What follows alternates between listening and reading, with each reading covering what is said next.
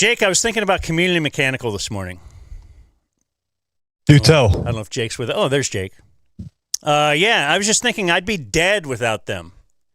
Just because of the searing heat, right? Community Mechanical is our HVAC company. The last two letters there, important, AC.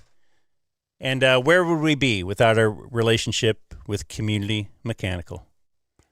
Dan, see, I'm in Hawaii right now, so I thought that the H in HVAC might have actually been for Hawaii because Community Mechanical is just here to make your home as comfortable as it is here all the time. How do you like that? CommunityDFW.com is how you check it out. You can also call or text Travis at any time at 469-667-7290. They are the HVAC company of not only us, but Brandon Aubrey.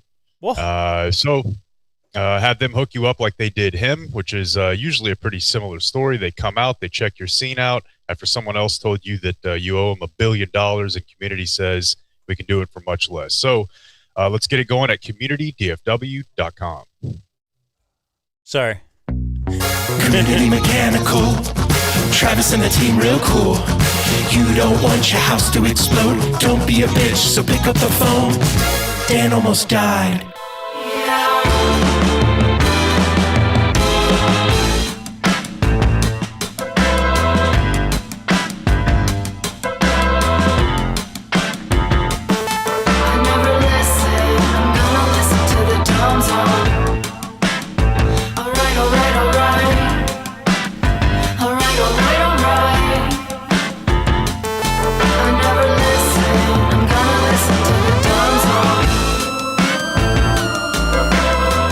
We have a new Things That Are Back. Us, the Dumb Zone. Back.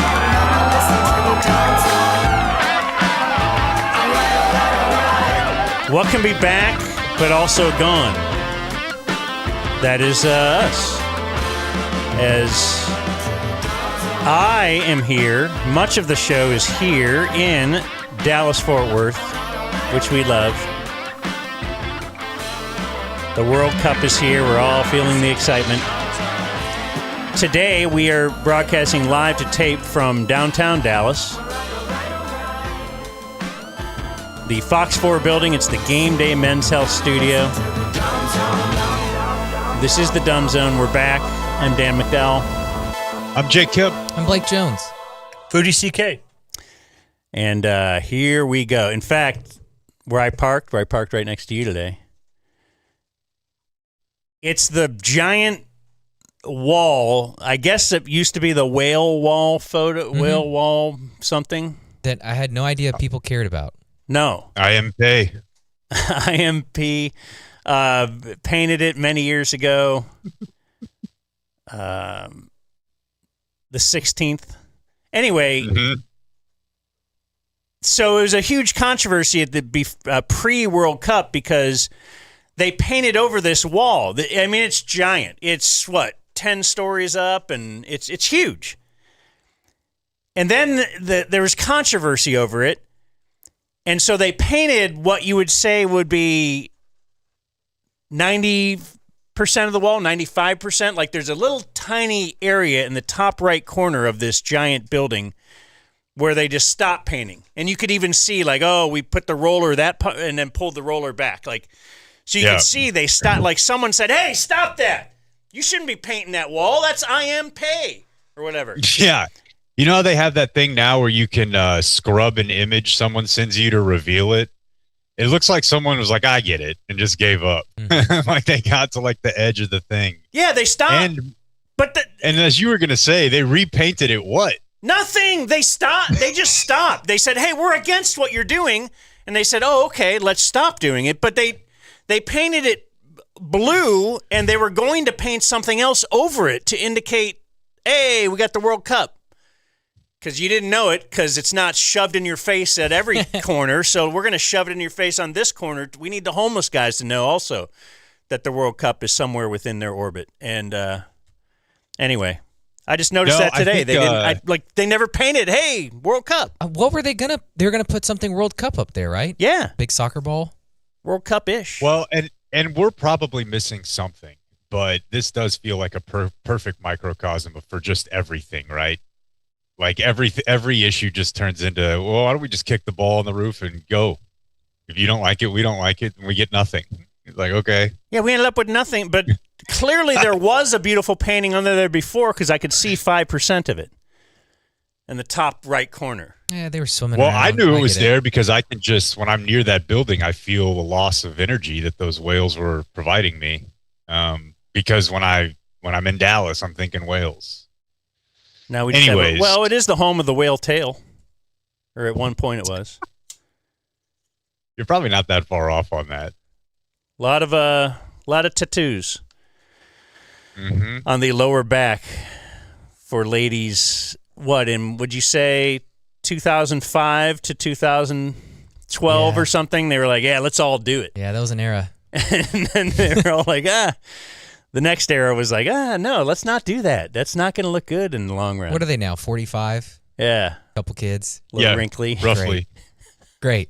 Would love to see Speaking it. of back but gone, what about Dan's mustache? Is America's 250 concluded? Now we lost? Because I really get used to you guys having those mustaches. Yeah, no, I peeled it off. Dan had an excellent trucker mustache working. Yeah, Wife was kind of against me peeling it off, but She's into it. Wow. she's like, oh, you shaved. I'm like, oh, you didn't show any affection towards it. She didn't ask for a ride? She did not ask for a ride. We don't ask consent in our household. We're married.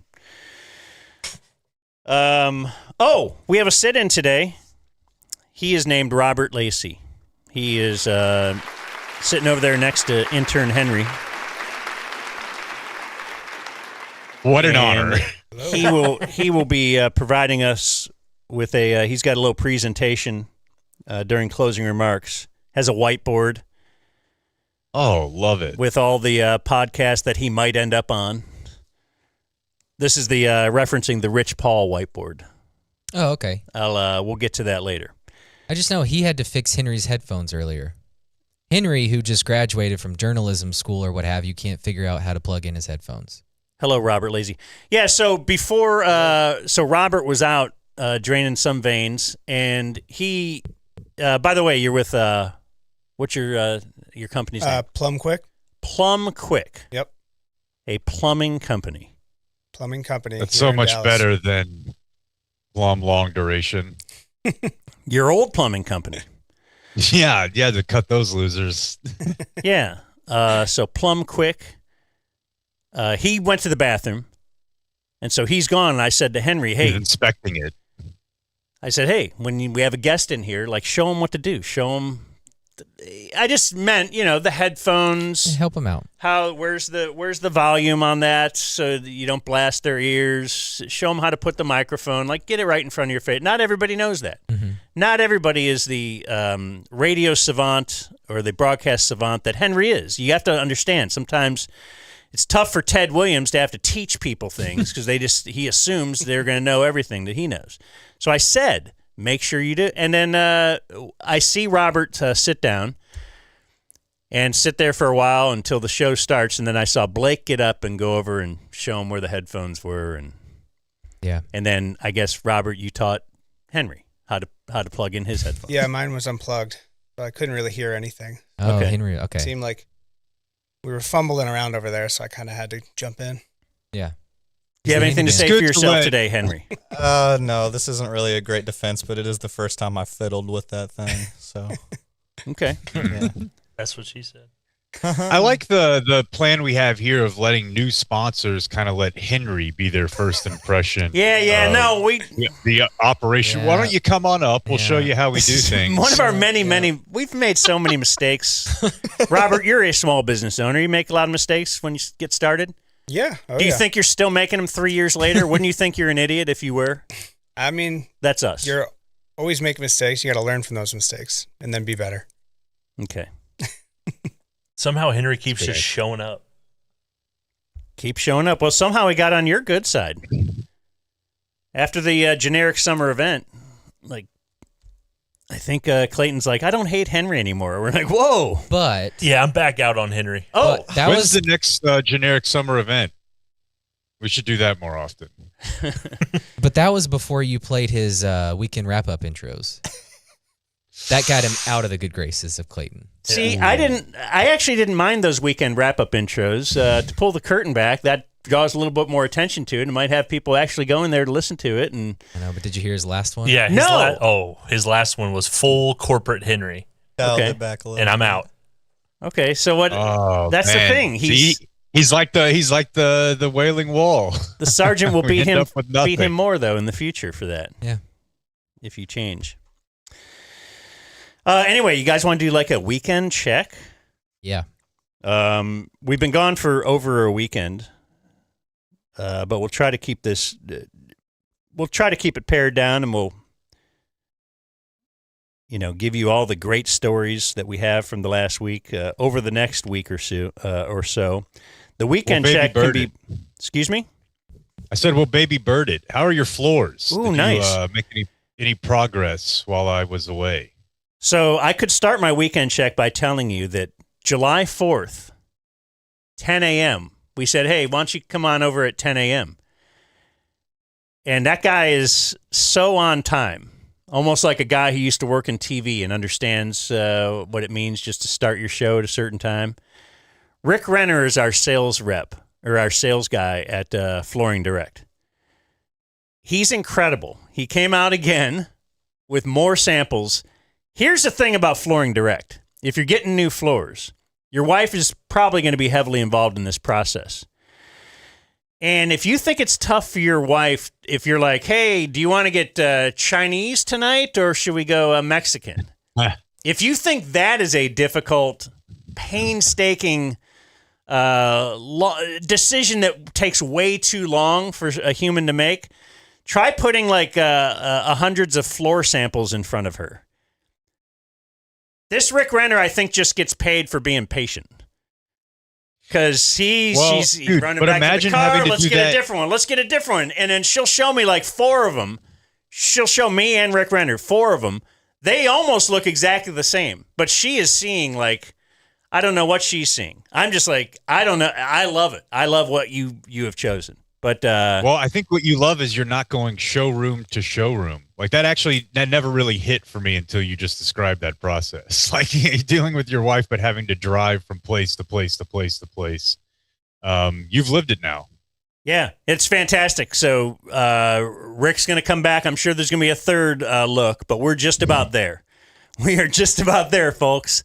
That's what she said. Flooring Direct, dfw.com/DZ. They're awesome to deal with. Check them out online first. You can call them at 972-449-9456. But it's new floor summer. Heck yeah. Tin fish summer, new floor summer. We're getting it done. Hopefully we're within weeks now of getting the install of our new floors. Thank you. Flooring Direct, dfw.com/DZ. So since I started, that was my literally July 4th morning. What a way to celebrate 250, man. With Rick Renner sprucing up the home. What do you think? Do you think he was wearing like just a plain white T-shirt? There's, I doubt it. I mean, there's no telling. He looked like Uncle Sam himself. Of course. He's very tall, and he had on the whole get up. Yeah. That's excellent. So my what can I give you? Oh, so my wife, she discovered my secret Taco Bell habit. Oh. Well, you know what though? Like you taught me about imagined- going to Taco Bell in secret. I've always imagined that, women have this ruse going in their own right. They've got girl dinner or whatever. So maybe there's a chance that you the two of you end up at Taco Bell together and it's like spicing things up. I don't know. So they're not You come sneaking here- kale behind our backs. I don't think so. I mean, who knows? But yeah. So how'd she take it? Just because I don't usually clean out the car unless I know someone else is going to be getting in the car, and no one else really gets in the car. But one night she was like, hey, can we go run up and get some ice cream? I'm like, yeah, sure. And I forgot. She's like, well, what is this? Taco Bell? And what are all these bags in the back? Because I'll go there a couple times a week now. It's great. Like before dinner? Just whenever.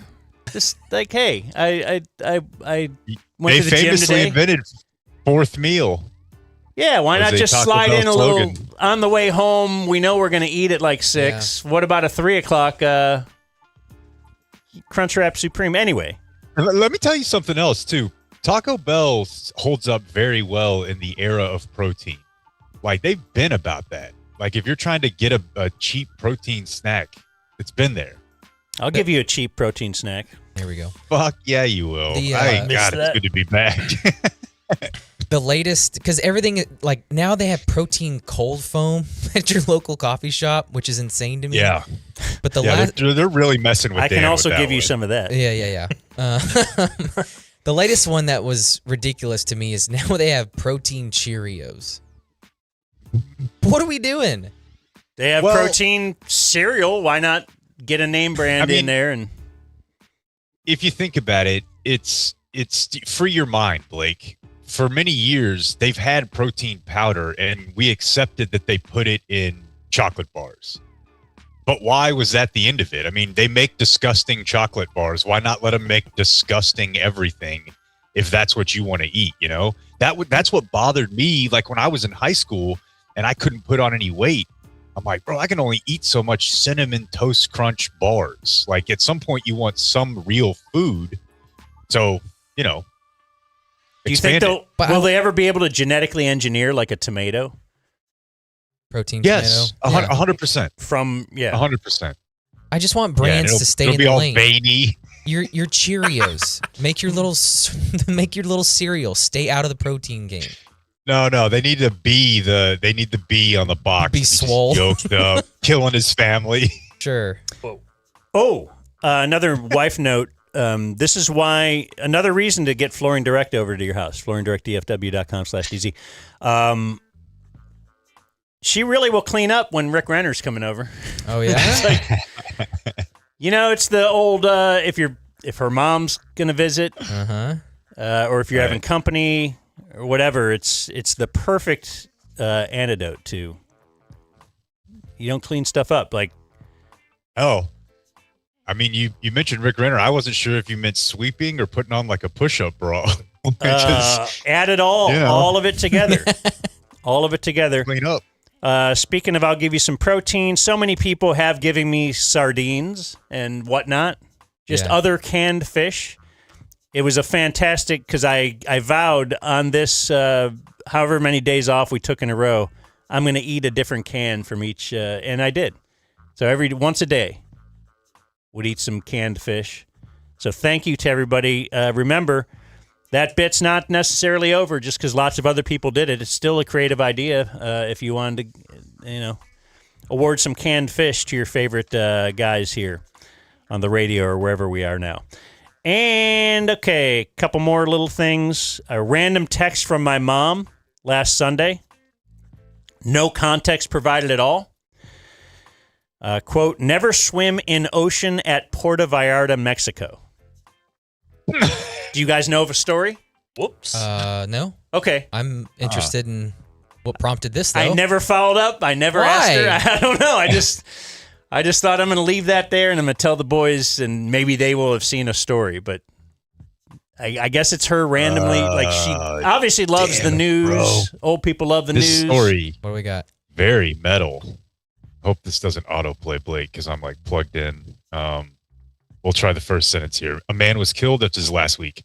A man was killed after a crocodile attacked and dragged him out to sea in Puerto Vallarta. A 28-year-old Mexican man was on the beach in the Marriott when he was attacked by a crocodile. Took him out to sea. I don't want to ever be taken out to sea.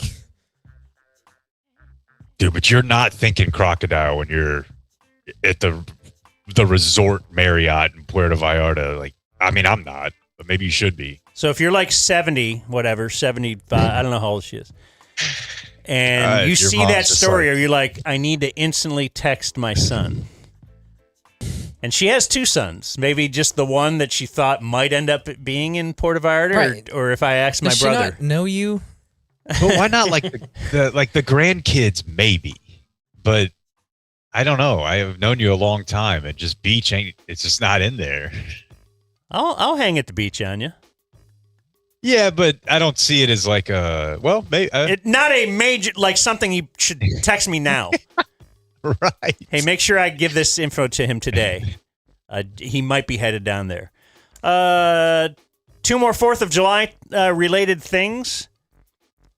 One, Clayton, did you get that video? It's called the 4th of July. It was like a rodeo. This is part of the America 250 thing. Did you all see this video? I think I did. It's hilarious. It's a guy skydiving, and the point is to skydive in, and you're going to land in front of everybody. You got a giant American flag under you. But what if that American flag gets caught on a tree,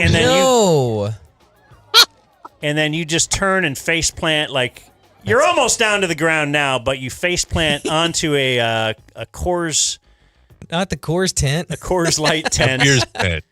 Yeah, and I think important detail. I think that's a Coors original tent. That's a banquet tent, which is just funny to me. And he face plants. There's multiple angles. Somebody, I thought you were going to reference a different video where somebody quote tweeted that and was like, listen, if there's a video where Lee Greenwood's playing, something funny is about to happen. Because there's a couple more where like a bull gets out, like during the anthem and like starts messing people up. It's that's speaking of emblematic. It's funny. And my final 4th of July piece of whatever information, I suppose, is the way this really brought it all home for me. This was on video, but I'm going to play you the audio. 250 years young. Howdy, America. Have you seen this yet? I have. To a lot of people, that may seem like a long time to be a country, but it's really not. But I tell you what, it's definitely not too long to be. It's not too long to be an idea, which is what America is. A land that has never been yet. And that yet that we're seeking and chasing, that's the whole thing. It's a place we're never going to arrive at. And that's not failure because we won't. That's by design. Do we need to hear the whole thing? Think about it. Do you want to fast forward to the end here? It's 2.5 minutes. Wow. Well, 250. But to the fact that we are still on our way. Take inventory with the one in the mirror and together. Here's to more dancing in the home of the brave. Happy 250th America. Just keep living. I'm both fine with and annoyed by him at this point. You know, he's not really saying anything, but if he makes you feel good, then isn't that all that matters? There you go. That sounds great. And it's like, all right, you know, that's a whatever. Great explanation. Also, but I would like to say, to quibble with his first point there. If you said 250 years might seem like a long time to some people, that could be true. If you said 250 years might seem like a long time to be a country to some people, that's absolutely ridiculously stupid. Because anyone who knows what a country is would not say that that's a long time to be a country. Dummy. Well, he knows that time is a flat circle, so it doesn't really matter. It's true. It's true. Clayton, do you have anything for us? Yeah, a couple things. Hit up a couple books over the break. Listened to them. Didn't read them. Can recommend Running the Light by Sam Talent. It's a story of a down on his luck old comedian who's just making the rounds, doing bars and stuff in the Southwest, New Mexico, Arizona area. Like each chapter is like a part of the day. It's only like a week of his life written out, but it's really good. I did the audiobook, and the audiobook's pretty cool because he has different comedians read each chapter. So like Bert Kreischer reads a chapter, Mark Norman reads a chapter. His shirt on? You know, through the audio, you can kind of tell he didn't have a shirt on. You're right, Jake. Yeah. Figured. But no, that was really good. Also read Dave Portnoy's book, Cancel Me If You Can. Interesting. Media mogul. So just always good to know how they see the world and what they did to get there. And then my 4th of July was spent having a barbecue experience. Went to a place in Irving called Cafe Barbecue. Halal. An Iraqi guy owns it. Started it about a year ago. And they're doing some amazing things with meat. Yeah, so this is I've not been there or to what's the place? Is it Ash? Smoking Ash, something in Arlington, Clayton, but that one I think they're Ethiopian. But this is kind of like what we were talking about last week, and maybe we have some follow-up in viewer mail this week, but like people taking American cuts of meat and cooking them differently.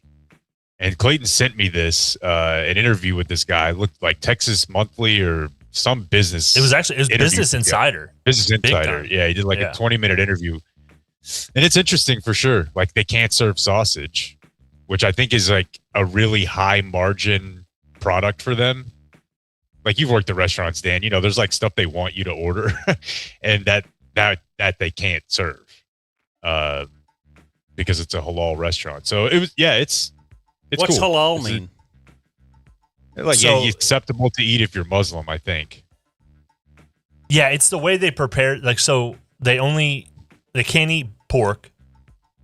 But then the way the animal is killed is what makes it halal. There you go. It's killed in a very humane, quick way. There's like a prayer said over it. Which, if you're praying over my meat that I'm about to eat, like I feel better about it. That's an important thing to you? It's good. Okay. I feel like this meat has been blessed. It's been prayed over. But it was really, really good. It was a different spice set than what I was, you get in your traditional Texas barbecue. For sure. And I had smoked lamb, which was amazing. And then they have fresh homemade bread, which is really good. Make a little lamb sandwich. Their bread game, we punt on bread for the most part at barbecue restaurants, like if you can get like great rolls, great whatever, but for the most part at the barbecue restaurant, I don't know if you know this, Dan, they're just handing you a piece of white bread. It's an accessory to scoop your stuff together. But when you go to like a African or Middle Eastern restaurants, they're big on, it's the pita bread, naan bread, I think is how you say it. Is that how you say it, Clayton? But they're way more into bread than we are. Way more. Yeah, it was amazing. Great. I mean, they have beef sausage and they use beef bacon. So they do Texas Twinkies, which is the pepper stuffed with brisket and peppers and other onions stuff. And but they use beef bacon on it. This thick beef bacon. It's so good. And then it was a good day. I talked to the owner a couple of times while he was walking through the line. Only white person in there, so that was fun. It's always a good sign when you walk into a restaurant. And 100%. I have a new barbecue place that's only 5 minutes from my house. That's delicious and solid week. Clayton would easily be the funniest one to convert.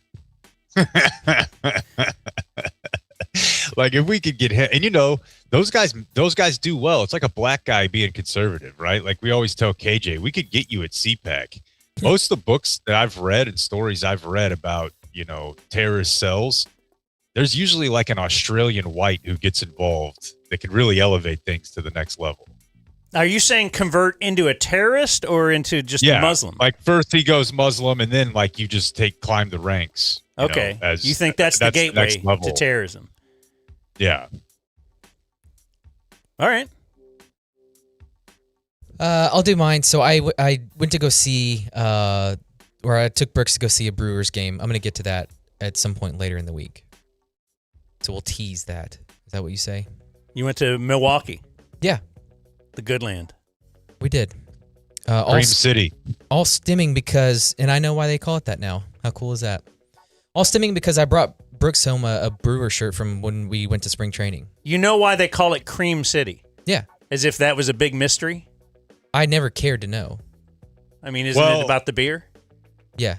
No. Oh, it is? Well, I thought there was like some stones or something. Because when Milwaukee put those jerseys out, even Bob, I remember, was like, I don't know what this is. Is that like the Guardians in Cleveland? Yeah, Akin to that. the original Miller Brewing Company, used this light stone, and so all the buildings looked the same. It was called Cream City. Oh, all right. Anyway, more of that later in the week. Did you know that they're still making Maury? The Maury Povich show? Yeah, It's online, right? it's Zoom. He's like 85 or something. He's still Let cooking. me promise you that he's a peptidian because he looks great. Does he? Yes, I saw him recently. He was on a podcast I listened to. Still with Connie Chung? Yeah, dude, they did an interview recently together that was very Will Smith and Jada Pinkett. Do you know they're married? I maybe, I don't know. Okay. I don't really follow Maury. Anyway, They but yeah, did an interview where they addressed her having sex with Warren Beatty. Oh, wow. Okay. but he's Yeah. sitting there in the studio. He's the host, and he's got one screen of this person, one screen of this person. You are the father. They go nuts. Oh, they're doing the same bit. It's the same He's bit, not but it's doing on Zoom. It's weird. It's Maury doing a podcast now. Okay. Basically. All right. I texted Jake about this. I love it. I went to go see my nephew play soccer, indoor soccer. And at this complex, there's 10 different basketball courts. There's some volleyball courts, basketball, indoor soccer. It's just a ginormous complex.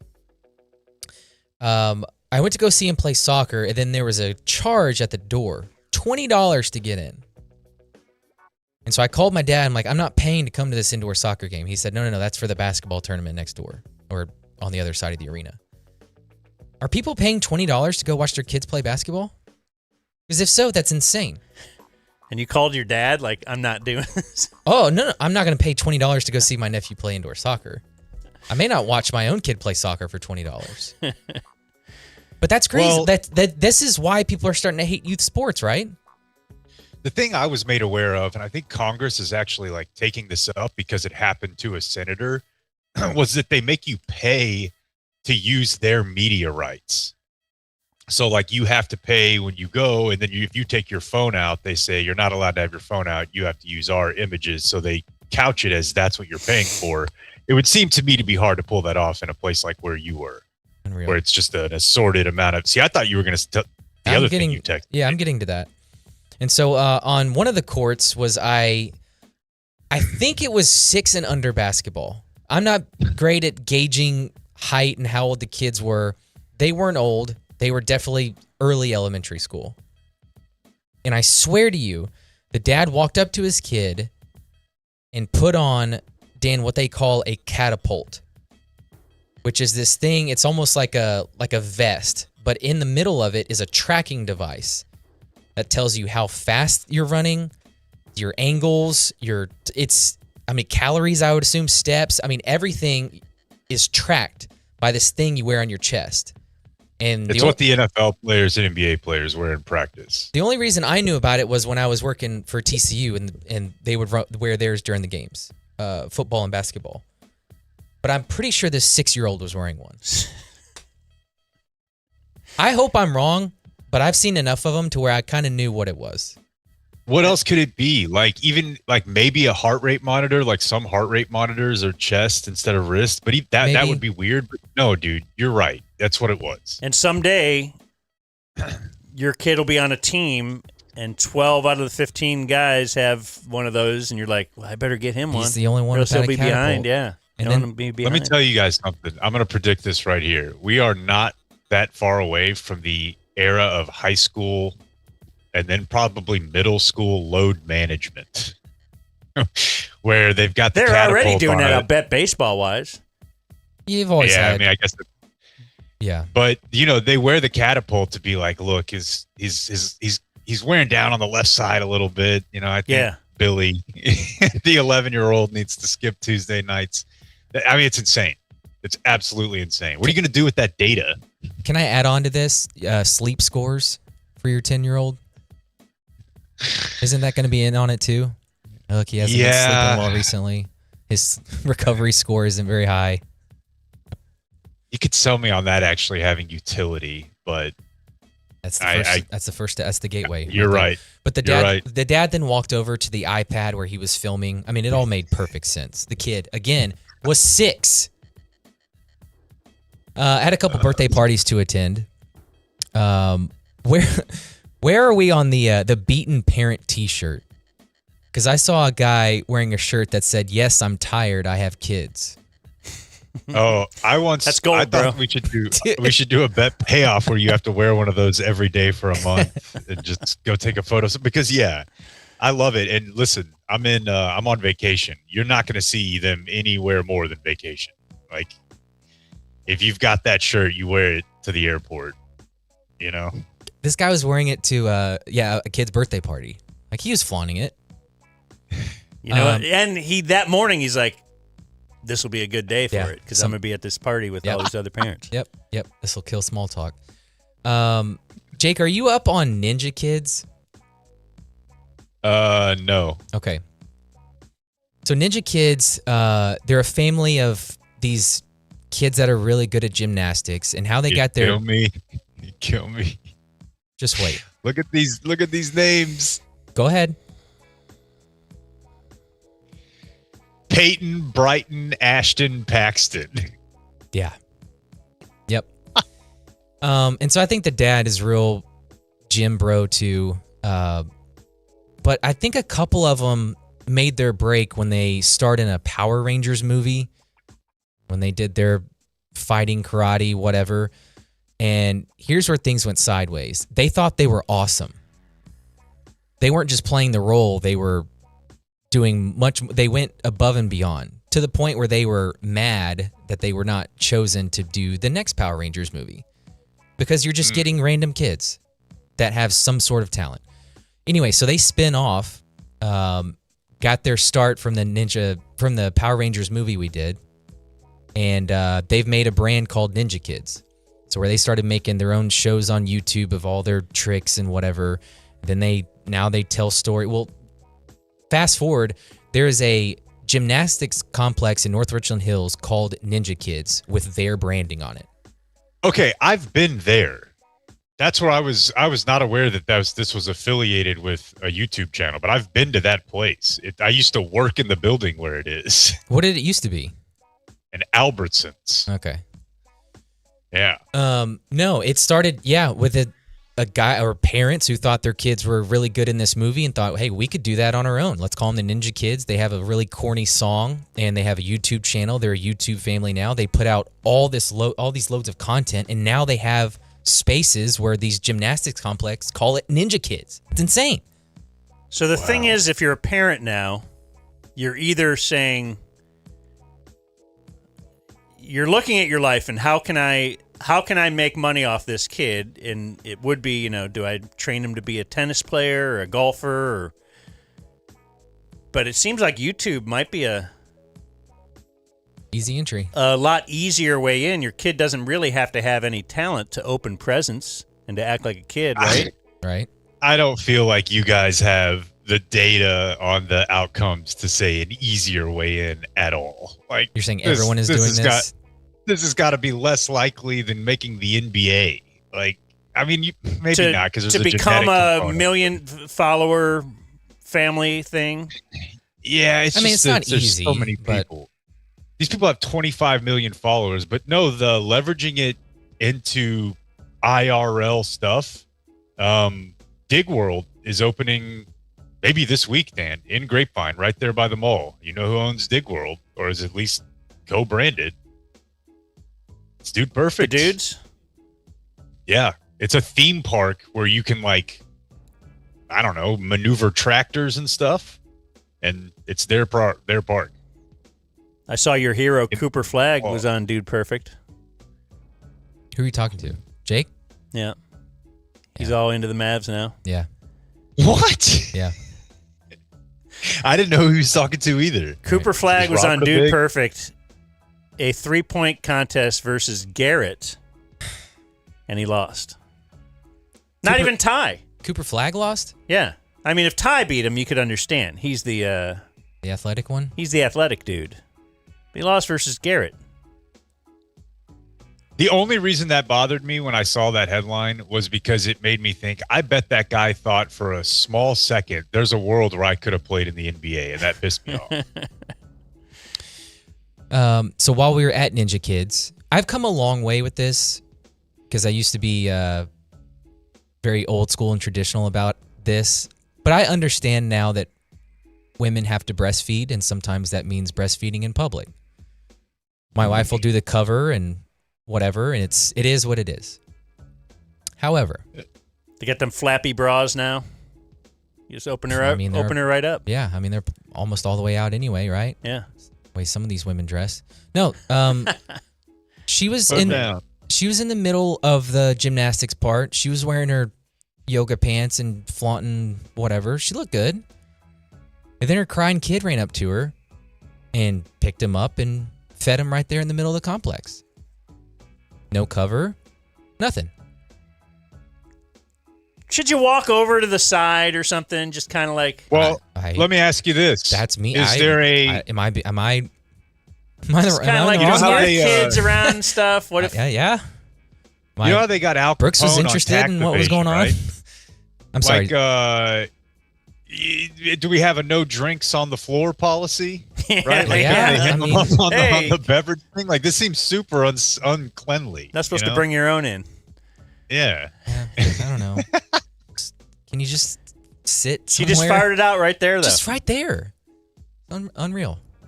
That's disgusting. I had a guy judge me for Brooks's video game usage while we were at Chuck E. Cheese over the break. Wait, he's playing. You're at Chuck E. Cheese, but you're also playing an iPad? No, seems redundant. No, so so Brooks knows which Chuck E. Cheeses are better than the others because we've been to most of them. And he knows that when we get to the one in Allen, which is the one right off the highway, they have a Halo video game. And he'll spend all 40 credits on that. And so he was playing, and it's a 2-player. It's like the old, you sit in this booth and you can fire the guns. Another kid can play with him. Well, this other kid came up, and Brooks knew he sucked. It is what it is. He wasn't much help. Dad comes up, tries to help him. Hey, shoot this, whatever. The dad goes, here, shoot those ghosts. And Brooks looks at him and says, dude, they're banshees. My kid's 4. He's correcting an adult on, no, look, they're flying. They're banshees. He knows what they're called. He knows what to do. And he's just the disdain that this guy could call him ghost. And then the guy looked at Brooks and then looked at me. And I was like, yeah, he is right. They weren't ghosts. Went to that Chuck E. Cheese birthday party. That was a listener birthday party. Brooks walked away with the gift. So now he thinks when he goes to any sort of birthday party, he's the one that gets the gift, which is pretty nice. But they also got you something, Dan.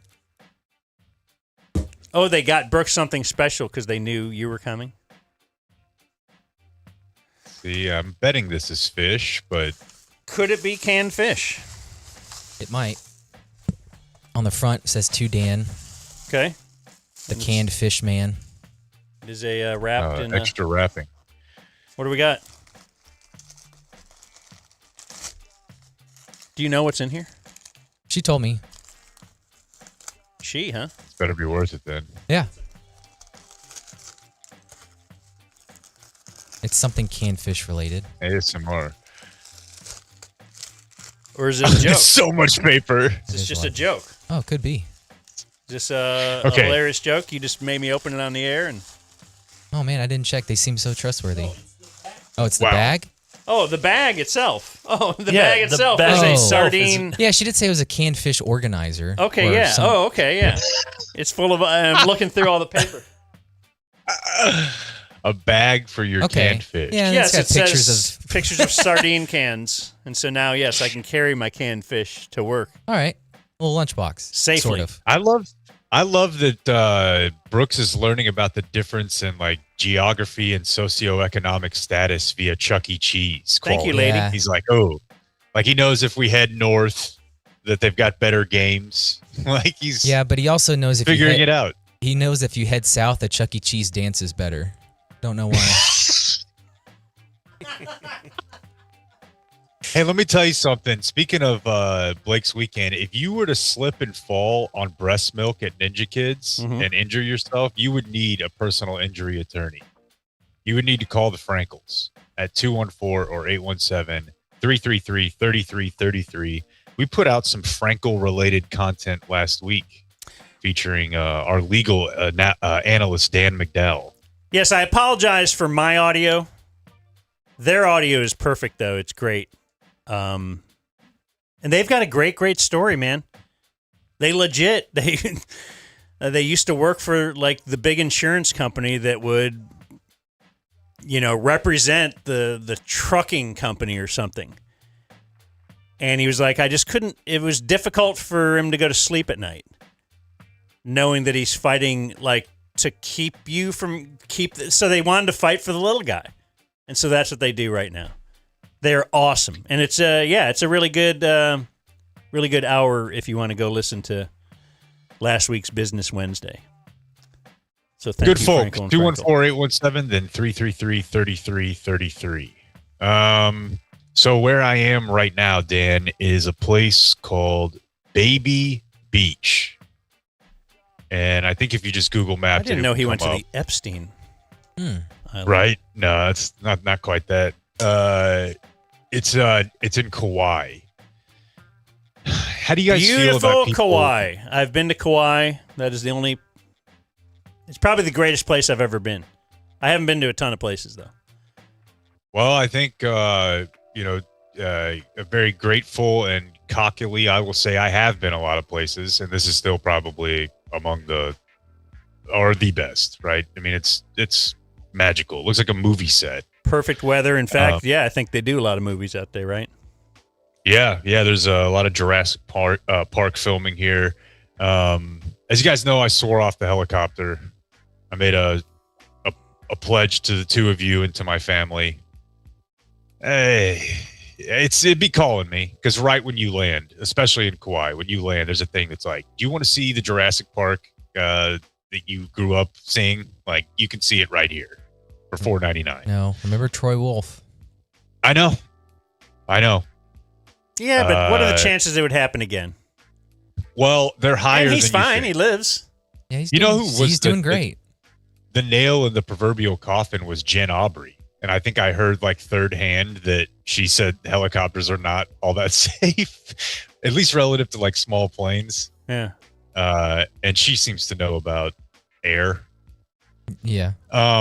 So I'll tell you guys about Kauai as we go. But the first week we were in Honolulu on Oahu. Oh, what I was going to say is just how do you feel about people who say like I was in Hawaii or I'm on Kauai? Kauai, like you got to put we're saying Turkey in the World Cup now. I don't know if you noticed. Mm-hmm. Yeah, we're against this. Go ahead. Okay. Well, unless it's a local or something. But if it's your dad, no. So when we were in Honolulu, the first few days we were at like a Marriott resort in Waikiki Beach, and then we were at the Disney place for one day. And while like I'm over the moon grateful that I'm able to take this trip, life is good. That shit is not relaxing at all. Like if anybody's thinking when you're going to a place like it's a mayhem. It's like New York City on an island. Like the resorts are crowded, and it's crazy because I guess I was thinking that when you get to like that, there's a certain level of like, well, this is Hawaii. Like it's so exorbitantly expensive. It can't be that crowded. It can be.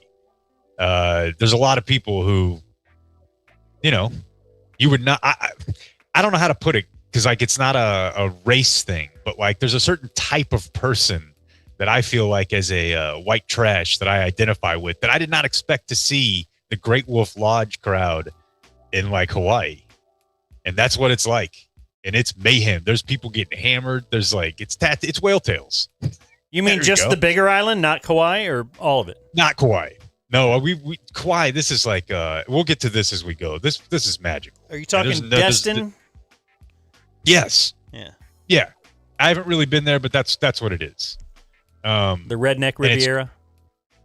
Yeah, like if there's pools, 5 or 6 pools at the resort, but they open at 9. And if you're not in line at 8:30, you're not getting a chair the rest of the day. Like until that pool closes at maybe 6 o'clock. It just, every time you get on an elevator, it's full. You're waiting 5 to 10 minutes 4 to 5 minutes for an elevator, and then it's full. The building is 40 stories. Like, it's just stressful. It's just the whole thing is like you're nut to butt with people. And the other thing too that I think I've told you guys before. This is funny because my mom is here with us right now, but F it. Like everybody has memories of like meltdowns on vacations as a kid, right? Like if you were lucky enough to go on vacation, we did. Like I remember my mom like crying, like at Disney World, like nobody appreciates this, all that. And I just feel like, especially in a place like Hawaii, everything is so expensive, especially at the resorts, the hotels. I feel like everybody is on the edge about the money and they're pissed and like, oh, is a room right? This is not really what I asked for. And everybody paid so, it's just, you can feel it, dude. And I love it. Everybody's husbands and wives yelling at each other. People yelling at their kids like, hey, how old are you? How old are you acting? It's just, dude, it's razor's edge with like the clearest water and greenest trees you've ever seen everywhere. So it's the most beautiful whatever. And then, so why do you love it? You just like chaos? You like that you're outside of it? You lived it? You were a part of it? I definitely was. And you're not going to continue the cycle. No. This is your goal.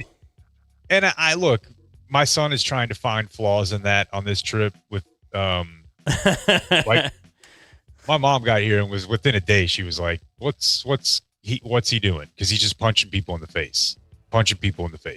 And, how old is he? About to be 4. He's 3.5. Okay.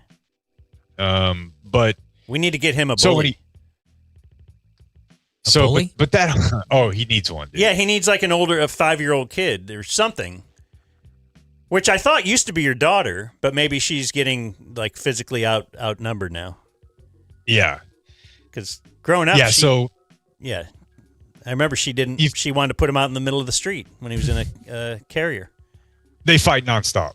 They fight 24/7. So she does bully him to the extent that she can. But yeah, no, there's from the second they wake up, and you'll probably hear it until the second they go to bed, they're fighting. And what's interesting when you say that, the meltdown thing, because I have memories of that too. And we grew up in like a yelling household, and that's why I maybe like to just go be alone. Like to get away from that. It oftentimes then the meltdown is the memory. It's the prevailing, like the number one thing on the Rolodex of you're thinking about hey, let me remember that trip to Florida. Oh yeah, that's when we got yelled at for eating butter sticks or whatever. Like I'm trying to remember what that year was. But now that's crazy because you have a story like that, right? Yeah. I legit have one. Of eating the butter pads? Yeah. Yeah, that's all we got in trouble for. It was at Disney World. My mom. Same Disney World, too. It was the Florida one. My mom and stepdad took us to a French restaurant at Disney World. We were like 9 and 6 or 10 and 7. All right. And we were supposed to behave. And the butter was styled as a little man. What do you think my brother did? Yeah, we're eating. Yeah. And then they lost it, dude. But the meltdown is the memory. So, as evidenced, you trying to avoid that. I mean, can you avoid it? Or is your kid only going to remember the negative? Like, because if you live in a world of 99% positive, but then one negative, you'll remember the one negative thing. So maybe you should beat them a bit more. And well, I'm just not going to be part of it. Whatever negativity they remember, it'll be like, well, dad was around chilling. But it's just a lot of that, dude. Like I was laughing. There was I saw a guy that, I referenced it, but you hear a lot of like, hey, how old are you? And I'm like 7. And like, well, you're acting 4.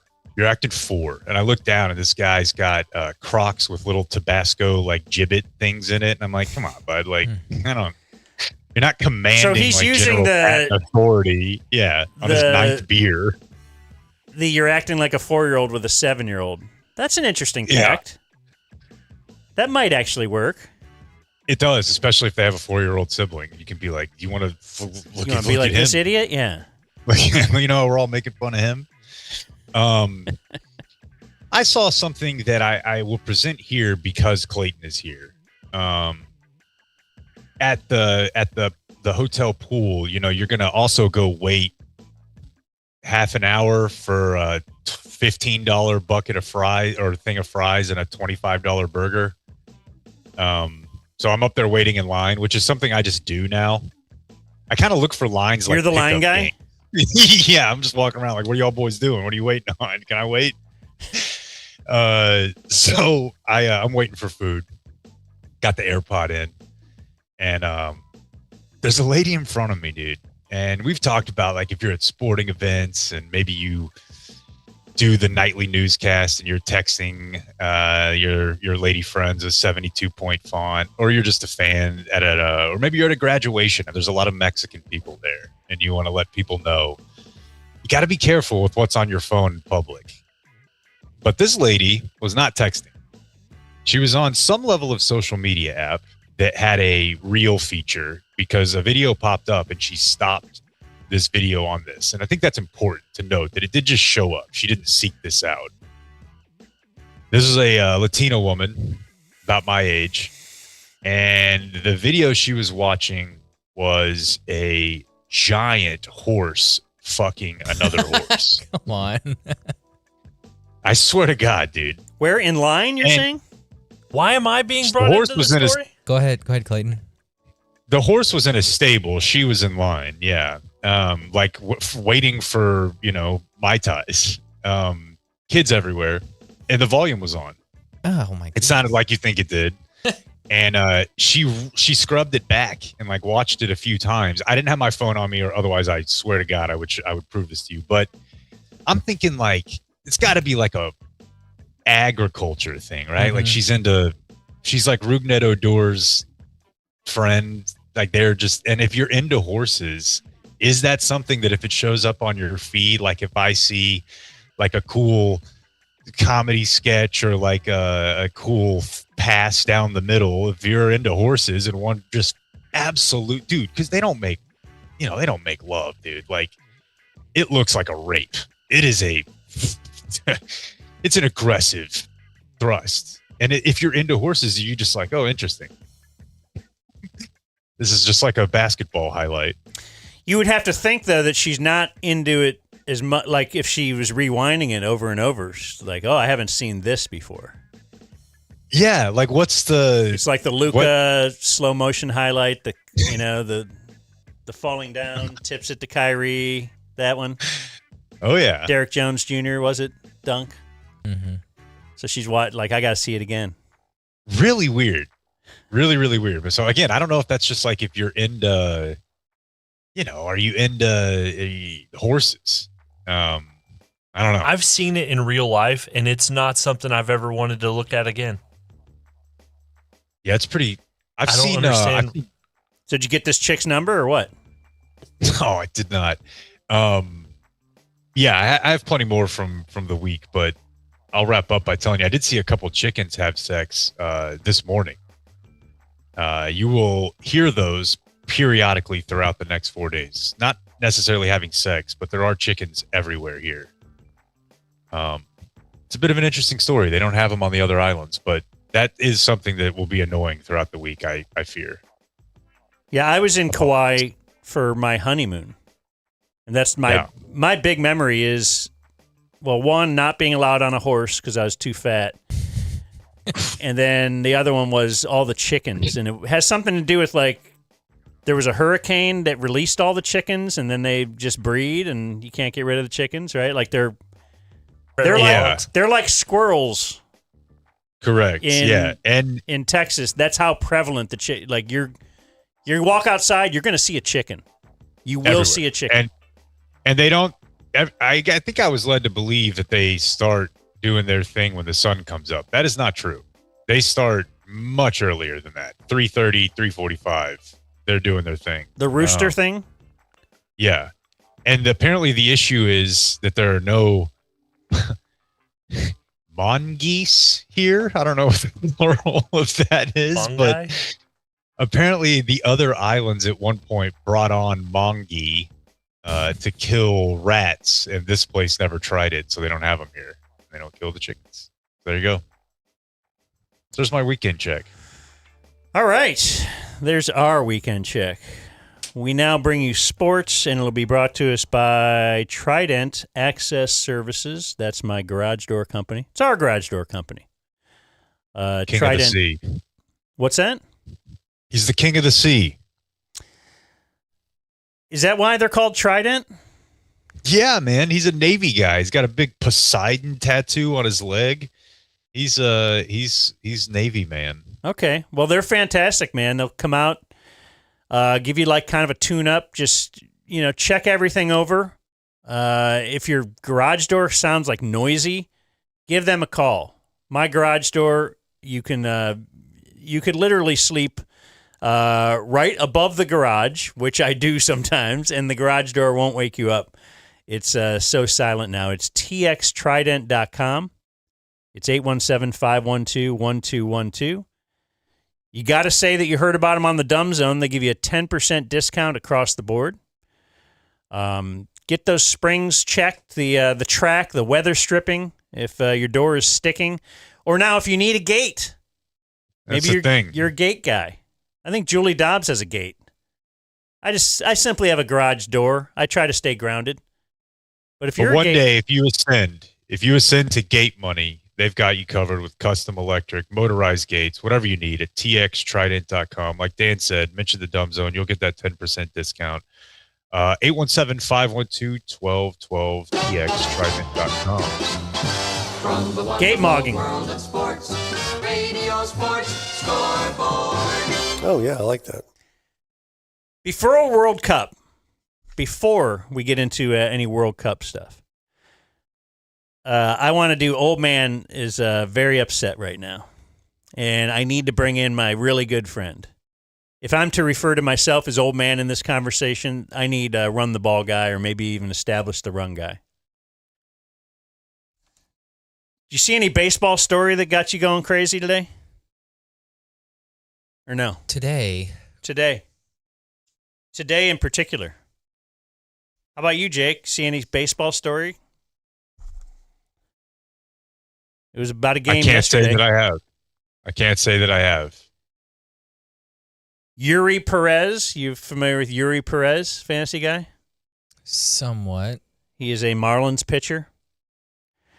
Anyway, part of the story is that it's his third start after a DL stint, or IL, or whatever they call it now. Oh, IL. I know what happened. RL, I think, as Corby once said it. Does this have to do with yanking? He got yanked.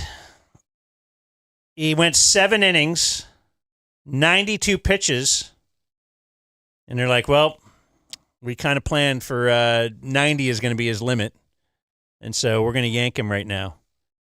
He had retired every batter in the game, 21 batters in a row. He needed 6 more to reach baseball immortality, a perfect game, and they yanked him. So I saw this story and did not follow up on it, but was confused because it appeared that they were on the road and the home fans were like, the one jeering them. Like, we're watching this trash baseball game. We're 7 out of 9 there. What are we doing? You could see history. Yeah. Now, I will say I have tremendous respect for my friend Dan. He, along with TC, really changed the way I see the world. But we all have our weaknesses. I believe a writer in New York would have once called it chinks in the armor. This is one of Dan's worst opinions, and it's only because he grew up a baseball geek. Because this number is this is like wanting them to call the game differently with 2 minutes left. If you've decided that the number is the number for the strategy and that's what makes sense, that's the number. Like you have a plan in place and you don't let emotion or the whims of the moment change it. That's the way I've been taught by my agnostic leaders here. But when baseball gets involved, and everybody has stuff like this, everybody, but baseball people have it bad. They can't shake it. They'll cut off their dick to see a perfect game, if that's what it means. It's like, dude, I mean, he wasn't through 130 pitch. Like, I don't know. The plan is the plan. Yeah, I know the plan is the plan, but then you're going to also then have to convince me that they did really a scientific breakdown to come up with the number 90. And Now then that's a show me, different- show me some history, which actually shows, oh, okay, now that we're only doing 90 pitches, look how no one gets injured anymore. I suggest to you that maybe just as many people are getting injured now as used to get injured. All right, so Jake, I do think there's too much, but what if they had yanked Len Barker in 1981? Like, that's a big memory for me as a little kid. Okay, Jake, the pre-Luka trade, we're all about the Mavericks. They're up 40. There's 3 minutes left. Let's pull the starters. Luka has 99 points. Are you pulling him? No, probably not. No, but I did. So have you want to to even think chase about certain it, but- milestones or achievements or accolades. You want to chase. There's a part of you that wants to chase something. Yeah, that feels like this is on the same spectrum, but the most extreme possible example. But you're right. I guess there is an example. Coming back from a leg he strain. just came off the lit. The list was a leg strain. And then this is the Marlins. As a pitcher, I know that. Yeah. And the Marlins managers we're looking to play beyond the regular season. Eury's going to be an important part of that. You're doing well, but you're still the Marlins. Come on. I have to think about Eury, one, and our organization, our team. What's best moving forward to give us a chance to continue to win games? They asked, is there any consideration to sending him back out there and going batter by batter? If he mows him, what if he had a 5-pitch inning? I mean, the 7th was a 9-pitch inning. He was getting it done. He had it going. He said no consideration at all. 90 was the number I was going to feel comfortable with letting him throw today. That was going to guide all the decisions I made with him at any part of the game. Well, so on one hand, I believe what Jake is saying, but on the other hand, this is it's history, man. Again, did he get to 190 pitches? I mean, he did not. Let me also say that It's there's also not so the many fourth. unknowns here. It's not the third, fourth, fifth inning. I mean, he is, like you said, 6 outs away. Yeah. You're that close. And you could convince me that a guy getting a perfect game somehow gives him confidence that plays out future in his career, that it doesn't just discreetly end with that game. You could convince me of that. Now, talking about momentum, it feels like Dan is kind of 50-50 on this. He sees my point, he has this point. Now I will remind him that the general manager, at least in some capacity of the Marlin, is Gabe Kapler, and we will see. He's involved in the front office. I wonder what Gabe Kapler would have done. In fact, maybe I'll find out what Gabe Kapler would have done. But he probably wouldn't tell me that on the record, because if it did go against the manager of his team, that he would not want that. I just assume that stuff comes from above the manager. The manager could say all he wants. That's like talking to Shoddy in most places, I feel like. Yeah, is he going to get yelled at later? Let me tell you who I don't run to see what the Rangers have going on right now. It's the manager. Because he won't be here. How'd the game end up? Oh, well, then that's another part of the story is they were up 8-0. No. And they barely won. Well, I think they won 8-7. Okay. They gave up 5 runs the next inning. It was. Well. Jonah Heim. Yeah, hit a grand slam in the next inning. He counted for 8. Anyway, I knew I'd just be old man yelling at a cloud there. But I don't know, man. That guy, you're never. I follow the career of Eury Perez from now on, because I would more suggest it's not going to give him the confidence to just become a great major league pitcher. And this is what you have to give him. This could be his day. And that's it.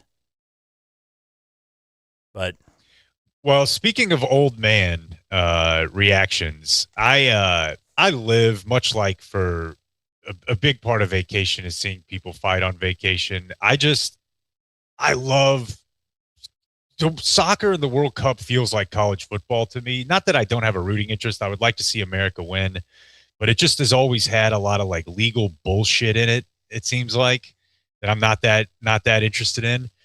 But I like when a story like the red card being rescinded pops because immediately I know, God, the take economy is going to be so strong here. Whether it's the fact that the president is involved or that Dave Portnoy is involved or the fact that, for better or worse, it kind of feels like America moves different now than it might have whenever we were growing up.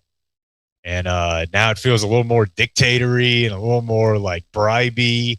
And it always has felt like the whole FIFA corruption thing, super corrupt, but it was like beneath America. It was like FIFA corruption is like second, third world type. Like we got our own thing. We run the world. Like what are we doing?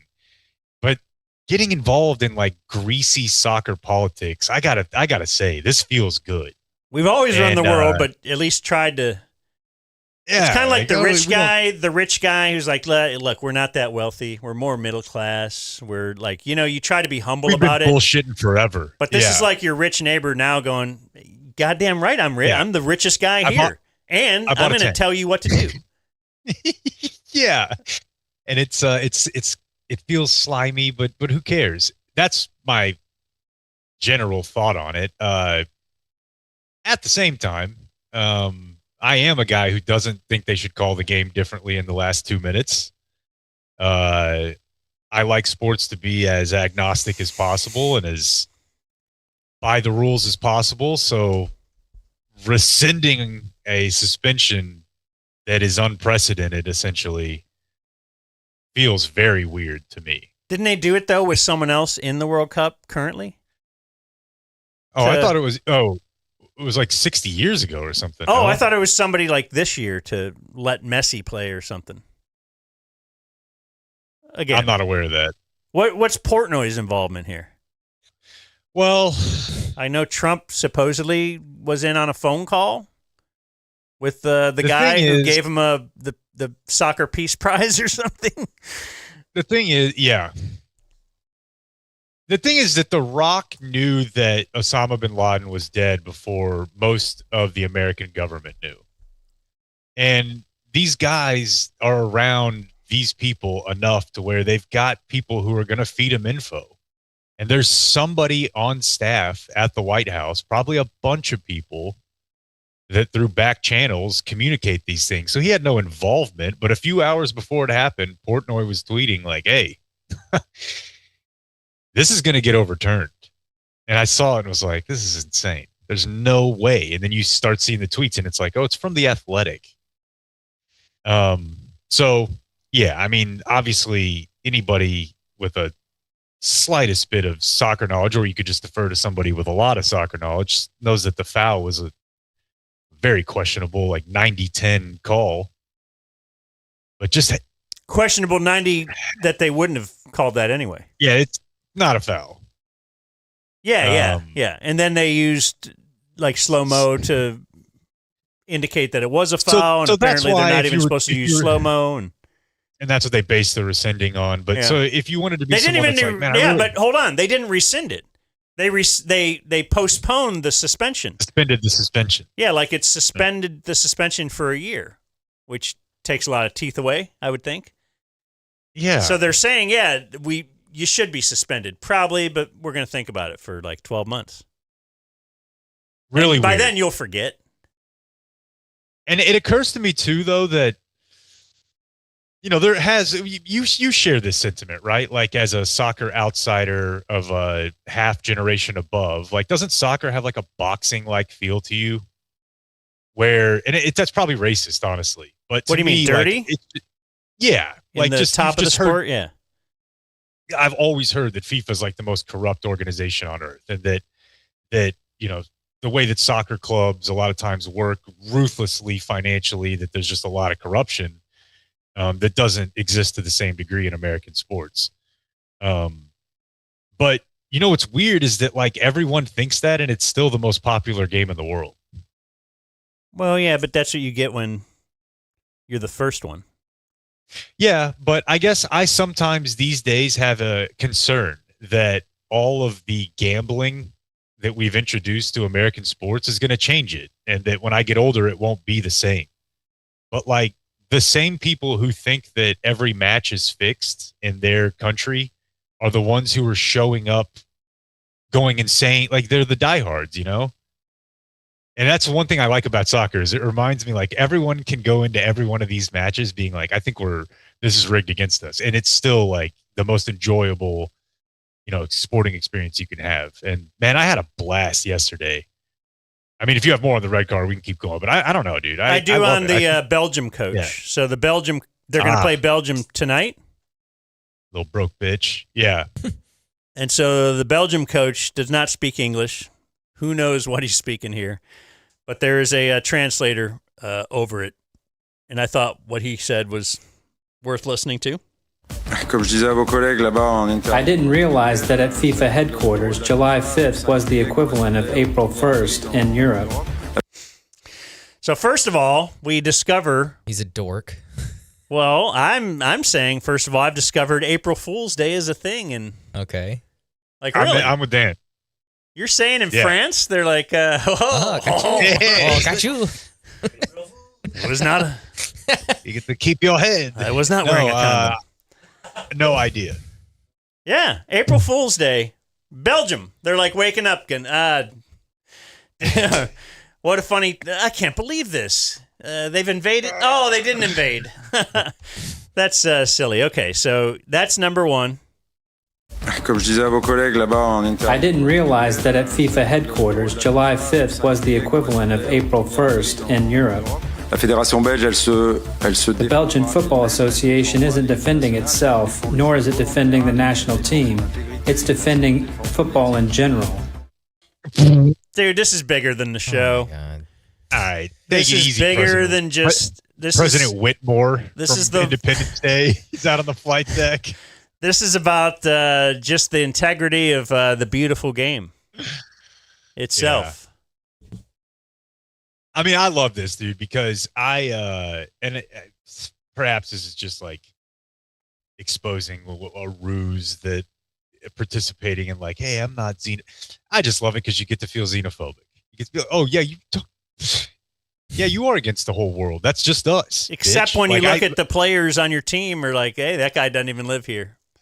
That was my old man take, was going to be that I knew after I watched the USA game the other day, and it was so awesome, and they go down to the field, and like the coach does, he's from Argentina. And no affiliation with the country at all. And then you look at the first couple players they go to, and they're like, I don't think that guy's ever. I imagine there are some people who are bothered by that. It doesn't bother me. I still think it's supremely cool. And America has one of the more American-born or natural-born rosters in the tournament. And most of the teams are mostly comprised of guys who did grow up there. I looked it up. I'll pull the numbers up. It's just it's a funny, I guess, dichotomy or whatever. If you grew up... I think it's insane you can play on two teams. That you could have played for one, but you decided to play for another?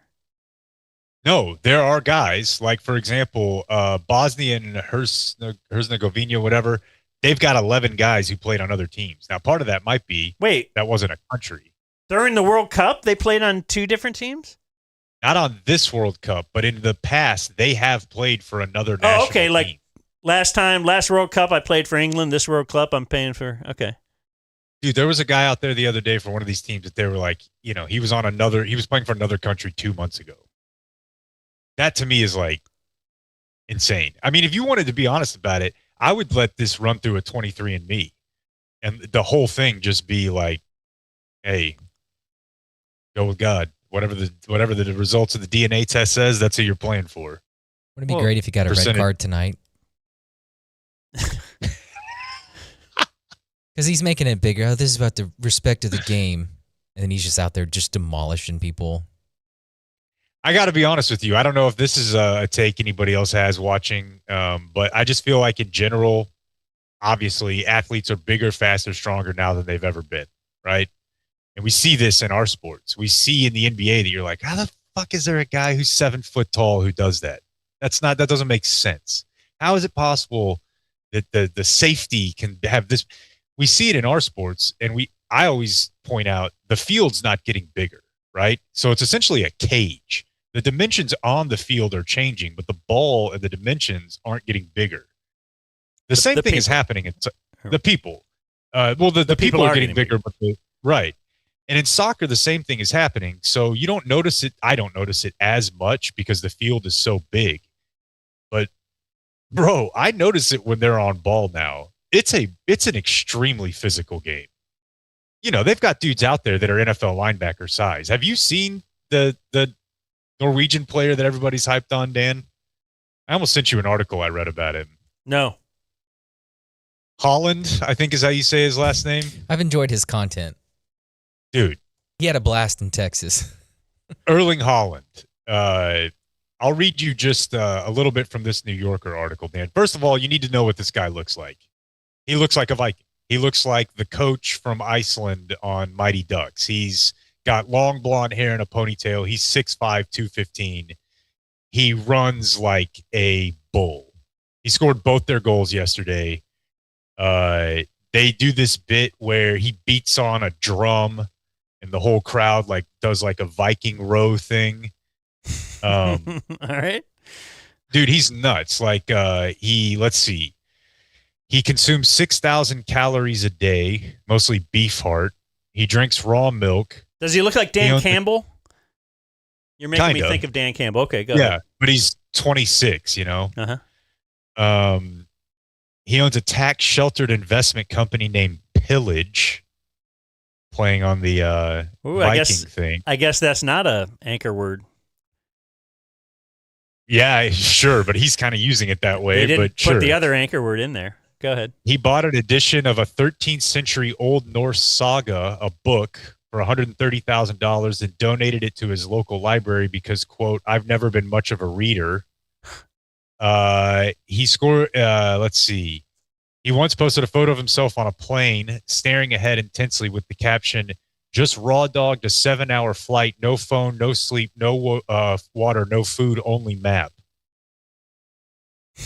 Like he's as Blake said, he was in Fort Worth with the Cowboy. Like this dude he's nuts and he's fun to watch. And that guy does not play soccer in a way that fits the conception of how I watched soccer for the first 25 years of my life.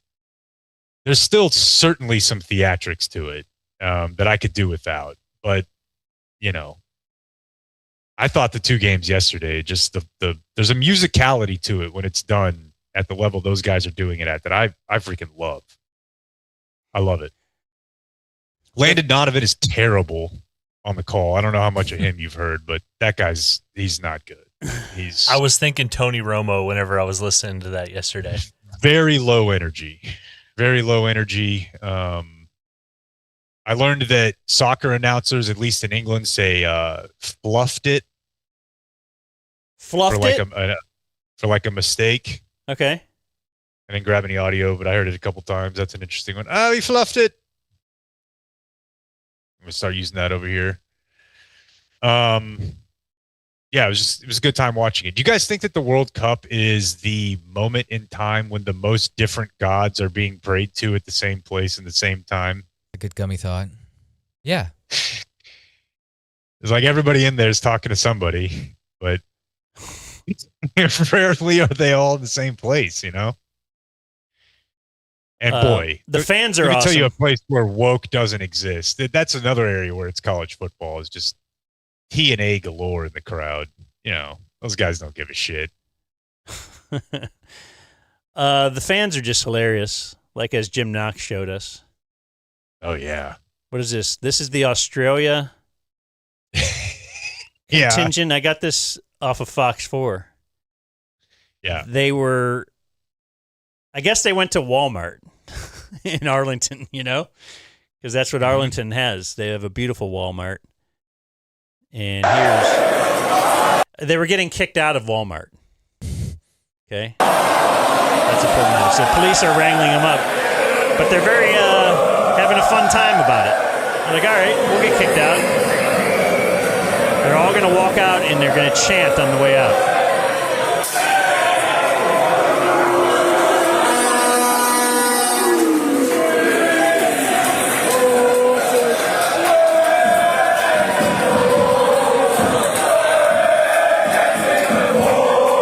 They're chanting, "We're getting deported."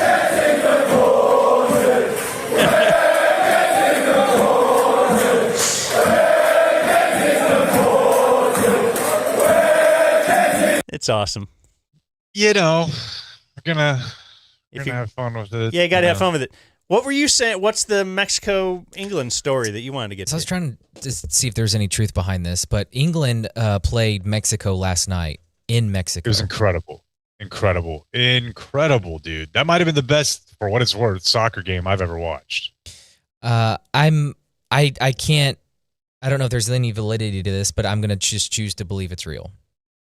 England, having to stay in Mexico the night before the game, booked 15 different hotels to try to disguise their location the night before the game. Mexico fans found their hotel and began playing horns and setting off fireworks late in the night to try to disturb England's sleep. I believe it. Oh, yeah. I saw plenty of videos. The videos are real. I don't know if they actually had to book multiple hotels, but they were definitely escorted away from the hotel because they were setting off fireworks. That's awesome. Yeah. It was mayhem in there yesterday. I don't know, man. They said that it's like, it's at the elevation of like 5,000 feet. It's just way, way up there. Yeah. And, England, they're not used to that. That's another part of the World Cup you don't think about is like, we talk about it like when the Pac-12 has to join the Big Ten, and you're like, boy, these boys are not going to like that cold. But then when you put it on the world stage, it's very funny to me. So how much? Oh, go ahead. I just thought the tweet of the World Cup, though, really, and I'll wrap up my part with this, is just from Brad Sham. Among the things made clear by World Cup telecast, the U.S. is not doing enough to find and train women play-by-play and analysts. They're capable of more than the sideline. Nothing wrong with the sideline. What talented women are not getting a chance, and why? So, why? Where did this come from? Does he watch NFL Sunday and tweet the same thing? What is he saying?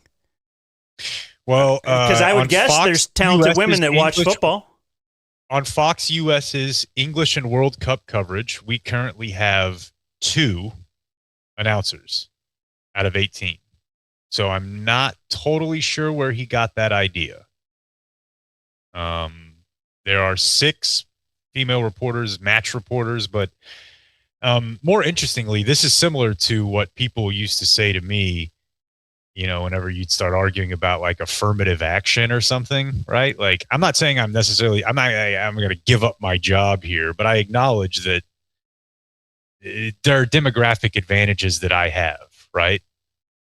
I find it odd for Brad Sham to just poke his head out and be like, why aren't more women getting opportunities? Like, if it was this like is it like an industry that just kind of rewards longevity and just kind of keeping a job forever if you've been doing it forever? And if you're a male, you probably can't get fired unless you really do something. Like, what are we talking about? You know why? I know why. I know why I'm here. You like, why? I don't know. Is he performatively doing mystery, that? Brad. You know how we all do performative things to get in someone's pants at some point in their life? Is he possibly sitting there with some lady who's bitching about the ladies, and he's like, "Hey, you're right. Let me fire off a tweet for you." As soon as I can get my phone out of my pocket that's near my knee, I will fire off this tweet. Other sports. Other sports. Let's just give a quick shout out to Plum Quick, shall we? Oh, hell yeah! What can you tell us about Plum Quick, Robert? I hope you're the guy who can tell us a little bit about it. Robert Lacey is the owner of our newest sponsor, Plum Quick. We've been looking for a plumber for a while now. Yeah, well, I'm really excited to be the plumber for you guys. We are a residential and commercial plumbing company. So we'll do anything related to plumbing. Give us a call, and we'll be there we'll be there quick. Now, do you have isn't there some kind of a bit for, like, I can sign up for like an annual, like, just, do you call it a tune-up or just a checkup, or what do you call that? Inspection. Well, we have a home maintenance membership, so that's for plumbing. So our membership includes water heater flush, which I don't know if you guys know, but you're supposed to be doing that once a year. And that helps just get all the calcium and everything out of your water heater. We'll also, we'll inspect all of your plumbing, and we will also come in and do a sewer cleaning and a camera inspection as well, part of the membership. Okay. Don't you have like one drain cleaning per year is part of that, right? Yep. You waive that service fee on that one. 10% off. Maintenance. 10% off repairs up to $500. Yep. PlumQuickCompany.com, where you got your 469-331-3669. That's us. But yeah, I got to have you guys out. Yeah. Got a couple little things. We'd love to take a look at your plumbing. I want to do the annual bit just because often it's like I've lived there 15 years and there's always like a couple little things, but I'm like, I'm not going to call about this one little thing. I'm going to call about this. I'm not. But now I got like 5 or 6 little things. Well, and it's nice if you're part of the membership because you're not getting that service fee then. So you can have us come out and take a look at something. We can give you the options. You're not getting charged that service fee every time you call us, which is, it's really nice. So. And you are an actual listener of the show. Yep. So when someone wants to complain about us, you will be able to complain right along with them. Yeah. I'll be right there. And when they ask you to drain their main vein, you'll know what they're saying. Yeah. Don't act all disgusted like you're above this, Jake. I just feel for Robert now that I just know it's coming. Plum Quick. Quick. Kind of goes with it with the plumbing. There's a lot of things you can use. Trying to get the pipe. All right, Jake, we have 2 stories. Choose one, and we'll do it right now. ESPN's Matt Miller. What's the deal with this? Or is LeBron coming to Dallas? I got to go Matt Miller, man. All right. I have to. Yeah, so this just blew up the timeline right when we got right when we did our last show. Yeah, and Matt Miller is a guy that, there's probably a significant number of listeners who are familiar with him because fantasy is extremely popular. And he's been around for a minute. I'm sure, Blake, you were very aware of him. Oh, yeah. He's an ESPN guy, but, like a lot of these guys, they kind of have their own, like, cottage industry thing going, whether it's fantasy football or the draft. And so they'll have, like, a lot of side hustles going on. And I guess one of his was running fantasy leagues. And so against that backdrop, he got in a car accident recently. And initially, as these things go, he posted that he hoped to make a full recovery, made a joke about the fact that he had potentially lost his arm and said that he hoped to come back fully recovered as the best one-arm bartender in town, as he has, I think, recently opened like a sports lounge in his hometown, Joplin, Mississippi. In any case, so he's like having fun with it. Well wishes come pouring in. Everybody's just like, hey, really hoping this guy gets back. Hey, he's got a GoFundMe here. Let's throw some money at that.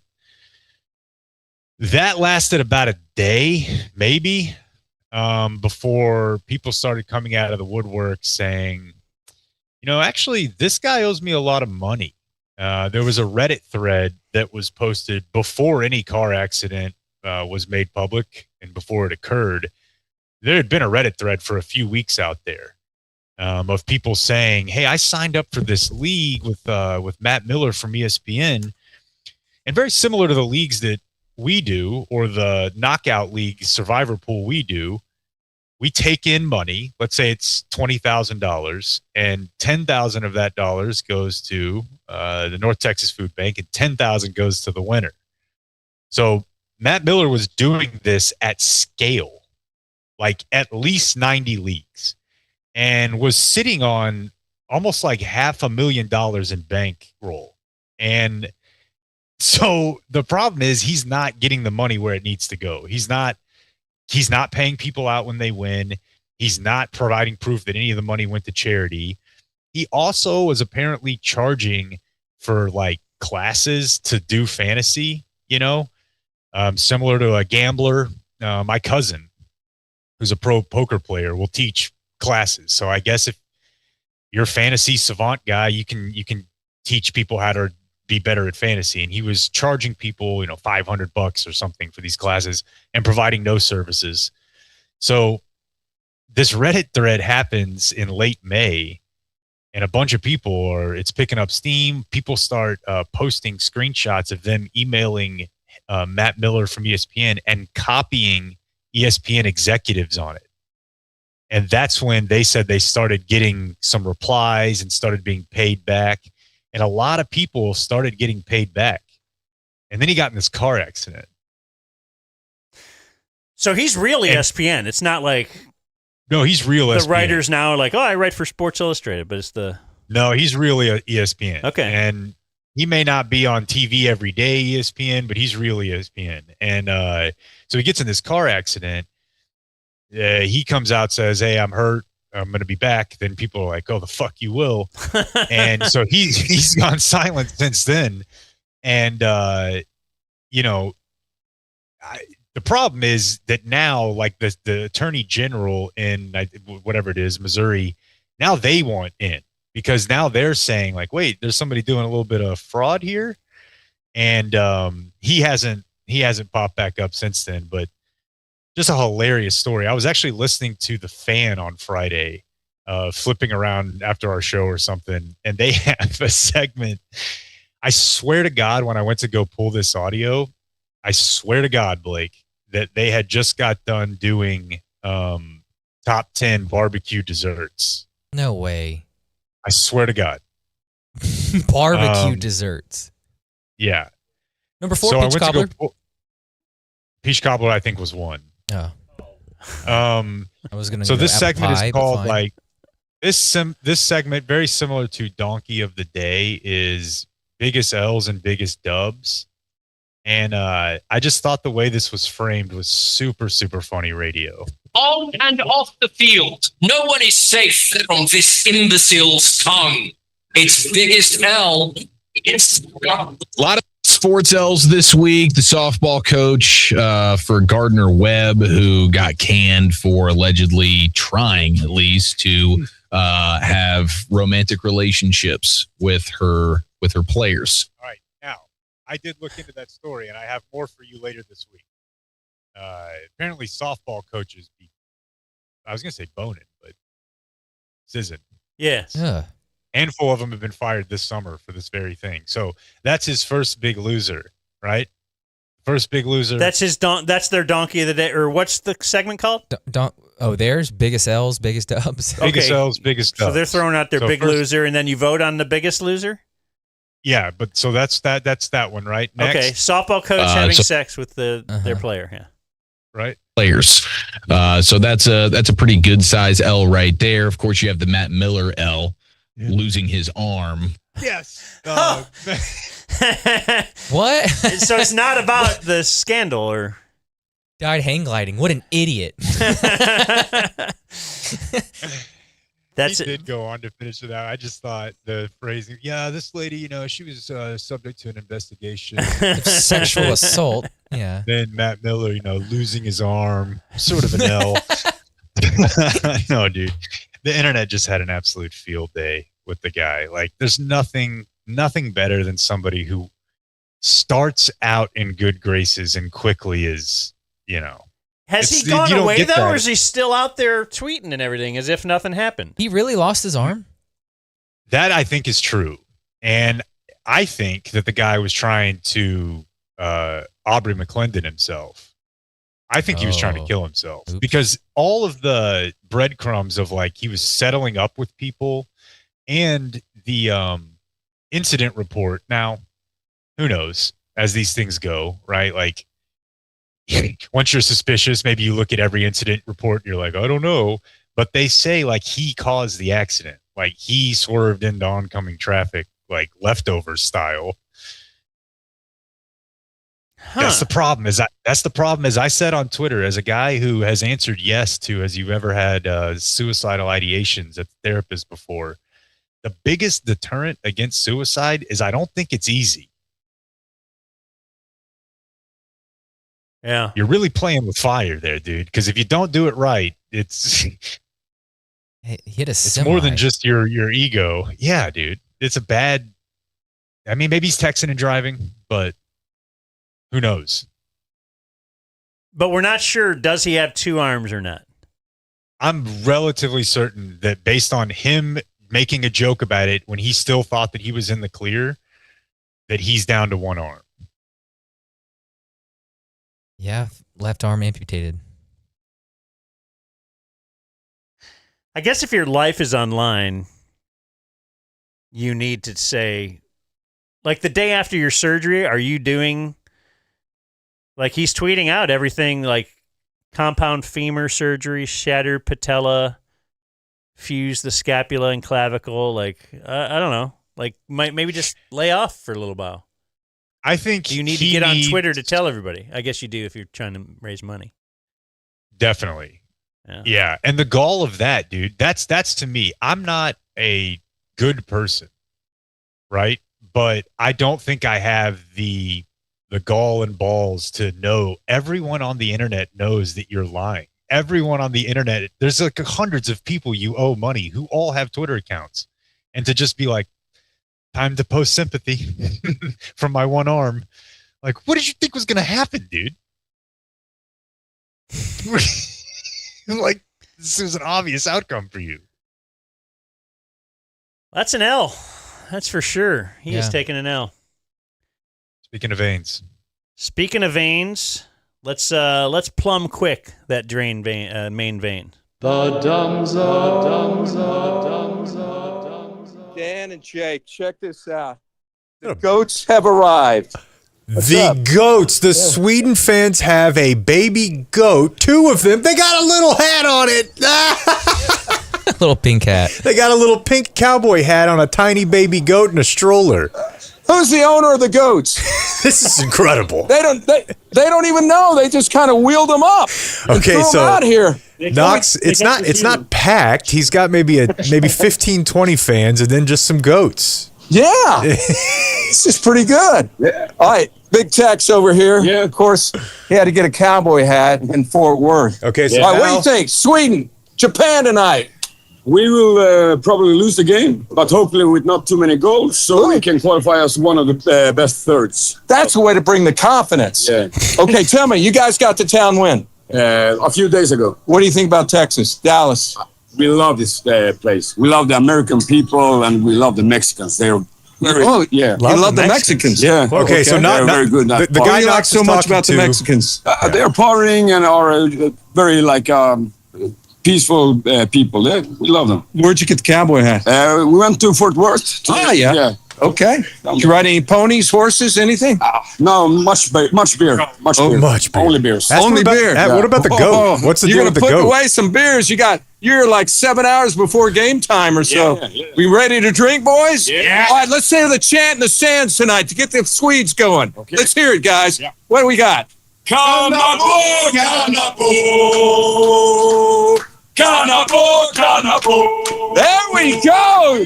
You got it all. There's Dan and Jake. Yeah, I love it. Thank you, Jim Knox. I love it. Thank you, Jim Knox. Are you all in?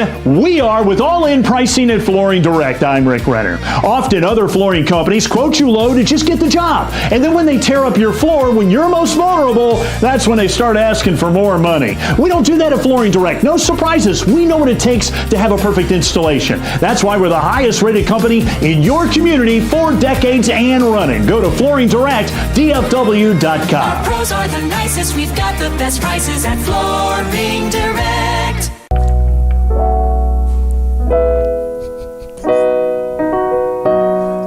Quality Roofing, we've got drones.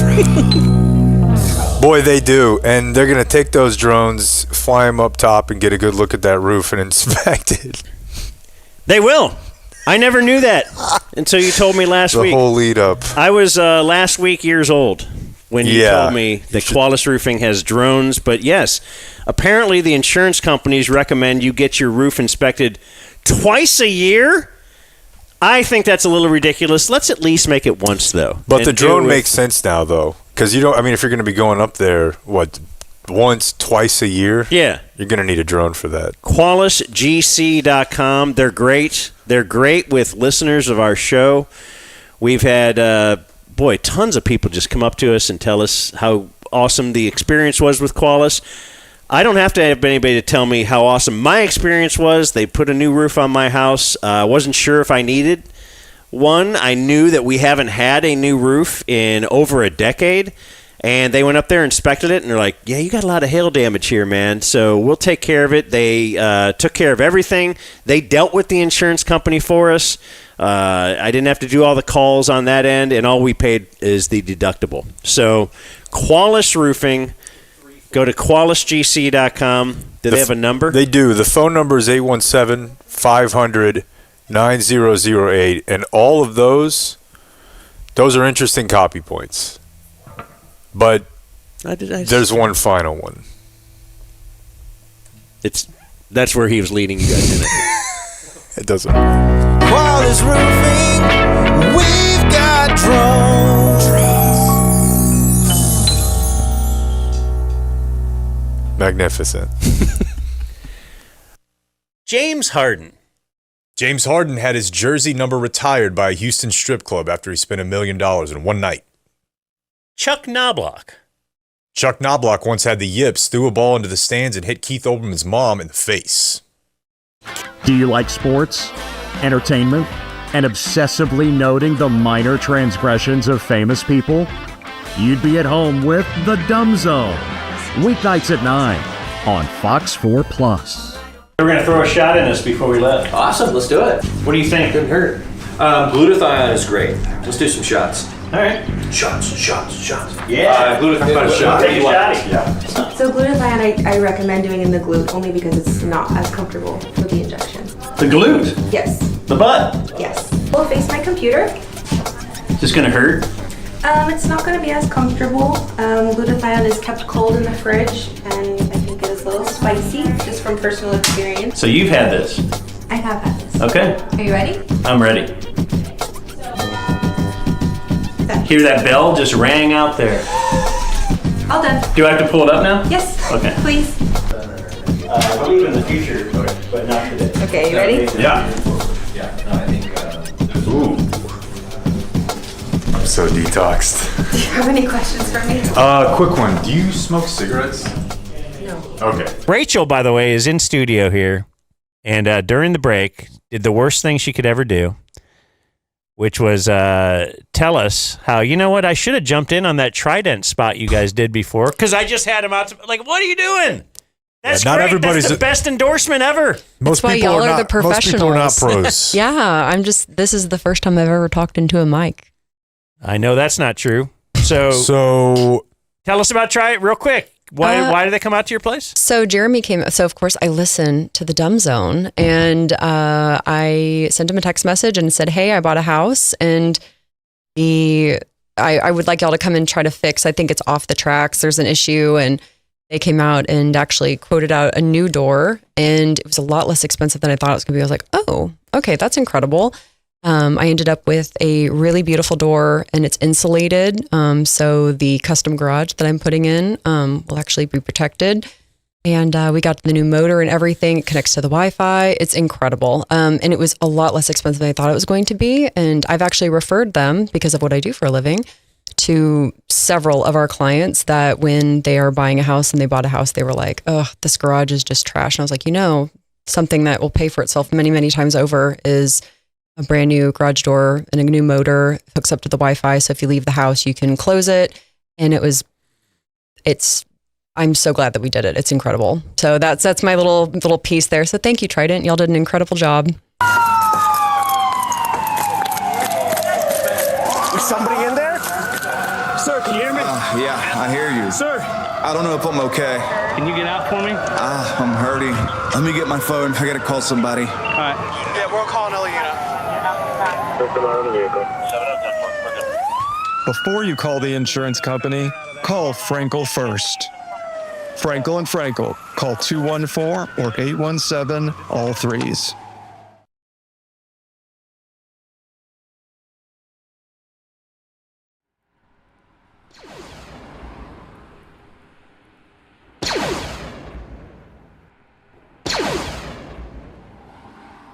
Hey, whatever happens, we have to protect you.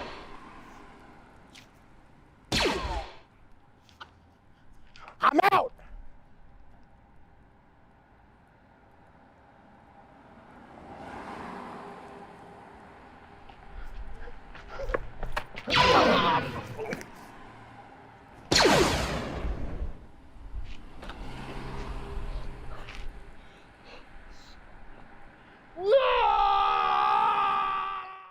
But my life, what was it for? What was I supposed to learn? That Fairlease has a new approach to car leasing. Cuts out the hassles and puts the customer first. What? Fair, flexible, and focused on you. Fairlease when you don't know what to do about a car. 'Cause car stuff is hard. But not with Fairlease. You don't need a dealership, baby. Zone in the dumb zone, in the dumb zone, in the zone, in the dumb zone, in the dumb zone, in the zone, in the dumb zone, in the dumb zone, in the zone, in the dumb zone, in the dumb zone, in the zone, in the dumb zone, in the dumb zone, in the zone, in the dumb zone, in the dumb zone, in the zone, in the dumb zone, in the dumb zone, in the zone, in the dumb zone, in the dumb zone, in the zone, in the dumb zone, in the dumb zone, in the zone, in the dumb zone, in the dumb zone, in the zone, in the dumb zone, in the dumb zone, in the zone, in the dumb zone, in the dumb zone, in the zone, in the dumb zone, in the dumb zone, in the zone, in the dumb zone. No puppet, no puppet, no puppet, no puppet, no puppet, no puppet. The Dumb Zone. We have new information now also on the plane crash. KTVU has just learned the names of the 4 pilots who were on board the flight. They are Captain Sum Ting Wong, Wee Tu Lo, Ho Lee Fook, and Bang Ding Ao. The NTSB has confirmed these are the names of the pilots on board Flight 214 when it crashed. We are working to determine exactly what roles each of them played during the landing on Saturday.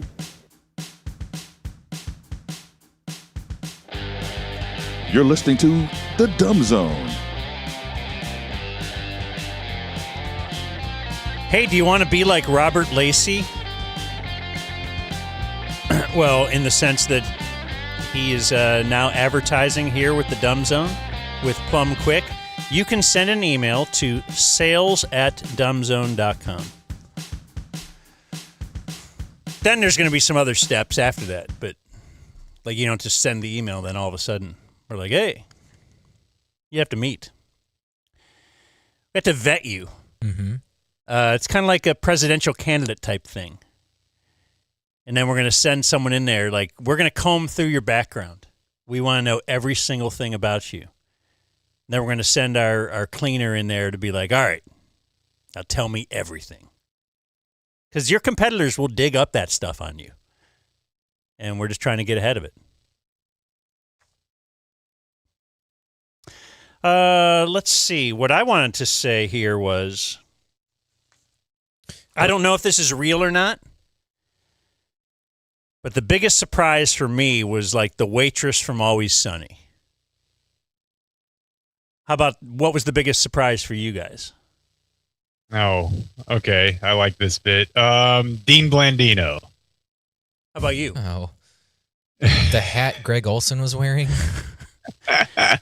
Yes, what we are discussing here is the people that attended the Taylor Swift wedding on Friday. Yeah. Overworked Twitter joke of the week on this one. I didn't send it to Brian Curtis yet, but I've read it a few times now. The reason that Taylor Swift got married on July 3rd is it so eventually when they get divorced, she can, have a song called Independence Day? Because apparently she does a lot of songs about her relationships and life. And all right. Like that's her whole bit. Yes. Taylor Swift's brother, Austin, was her man of honor. She did not have a maid of honor. Of course, Jason Kelce was the best man. That's probably the right move. She's nothing if not. She actually does remind me a lot of Hillary. Like just an operator. I don't know that she's really got anything like sauce-wise, but she seems very calculated and like maneuvering. And think about it. If she picked a woman, there'd be endless debate about why didn't you pick this woman? You pick your brother. Shut up. What can you say? That's a cool move. She knows what she's doing. It's a good thing if you only have one brother, too, right? Mm-hmm. Yeah, but even if she had two, she could have done both of them. There's ways around this. She's smart. Ceremony officiated by Adam Sandler. Hey, you two are married. I didn't know that. Yes, dude. I absolutely thought it was fake when I first saw it, but then now I see Variety, like everybody's reporting that Adam Sandler officiated the wedding. Wasn't Travis Kelce? I'm sure he was in Happy Gilmore too, right? Same circles. Oh, really? I bet. Yeah. He was in Happy Gilmore okay, too. Let's ask the guy who actually... You watched it too? Yeah. So did he have like Rob Schneider interrupt it? Like, getting married. I profess my love for you, Taylor. He tries to break it up. I also saw a headline that Travis Kelce reportedly cried during the wedding vows while Taylor was giving the wedding vows. Of course, they wrote their own vows. What did his say? Like hers is all eloquent because she's like a songwriter, and his is like me like you. Yeah. Me want top off. Yeah, I don't know if this is true. My wife sent me a whole bunch of reactions to this, but I saw somebody saying that each set of vows were like 20 minutes. Ugh. Like they were both self-written 20-minute vows, which is just, I mean, I guess if you're... So it's at Madison Square Garden too? Yeah. Like you could just rent that out? I mean, dude, you couldn't. You couldn't, but someone I mean, can rent that out. We talked about this whenever her tour was going on, and the physical reactions of fans gathered were causing seismic events. But and I didn't really live through the peak of Michael Jackson. But in my lifetime, she's the closest thing to like a deity, in the sense of we've had boy bands, whatever, that are very popular, but in the sense of getting people to act out of their mind and gather together so much so that it creates an earthquake. That's the sort of thing that 600-700 years ago or 2,000 years ago, people are like, well, God is here. Because there was an earthquake when she got here. I'm telling you. Which is a big deal in today's world, the lack of a monoculture, right? Completely. Yeah, like it's very, very impressive. So you can get MSG. Yeah. Land acknowledgement? Would you guarantee that or no? Travis Kelce's not having a land acknowledgement. Are they just acknowledging the Knicks? I was curious about, because I saw a photo posted by one Shane Gillis of him and Kanye. And there was some speculation that would be tonight's Kill Tony guest, maybe. I don't know. I don't follow that show closely. Shane was with Kanye? Yeah. Yeah. But I am interested in, they're definitely in the same circle. What but happened? Go ahead. Sorry. I would like to know Kanye's first comment on, I halfway expected him to be there. Like, guys known for publicity stunts. Like, it was her on the... Yeah. That's the legendary Kanye interrupting her best new artist thing? Beyonce dropped the best album of all. Yeah, yeah. Okay. I made that bitch famous. So, Yeah, dude. what happened to Kanye? He had a concert scheduled for like July 3rd? 4th in San Antonio. Oh, was it on the 4th? Mm-hmm. Because I had this story before we left that a councilwoman got in trouble because the mayor of San Antonio is criticizing the fact that I guess they even have a Kanye concert coming up. Yeah. And then a councilwoman had like accepted a bunch of free tickets to the concert. The mayor was trying to get it canceled. Right. At the time, they issued a statement to the press. The Misty Spears is the councilwoman, was unaware of Ye's anti-Semitic comments and hateful rhetoric. As soon as she became aware of those statements, Councilwoman Spears immediately and unequivocally condemned them and declined the tickets. If you told me a council person was taking tickets under the table and you told me it was Misty Spears, I would believe you. That's a name to get into something nefarious. She equivocally accepts. No, I think that the show did happen. Our buddy Luis from Blondes versus Burnett saw him in Tampa like a week ago and sent me a video and was like, I think you might be out of town, but if you're not, drive to San Antonio. And it was a video. He was doing like Good Life with like graduation era. The video looked amazing. I was like, oh, wow. God, I'd fall. I mean, whatever. If he came to town, I'll protest to make sure he gets to stay playing. That's how much of a sucker I am. As long as he doesn't play anything that sounds like it was made with a trash can.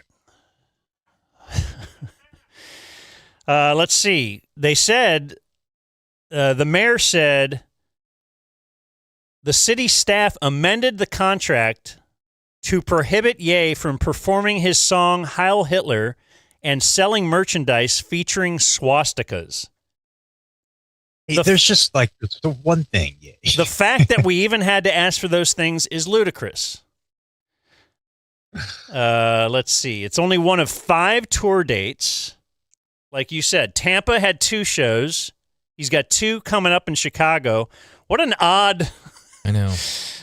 Is it 5 shows? I'm going to do 5 shows. And I'm going to do one of them in San Antonio. On July 4th. On July 4th.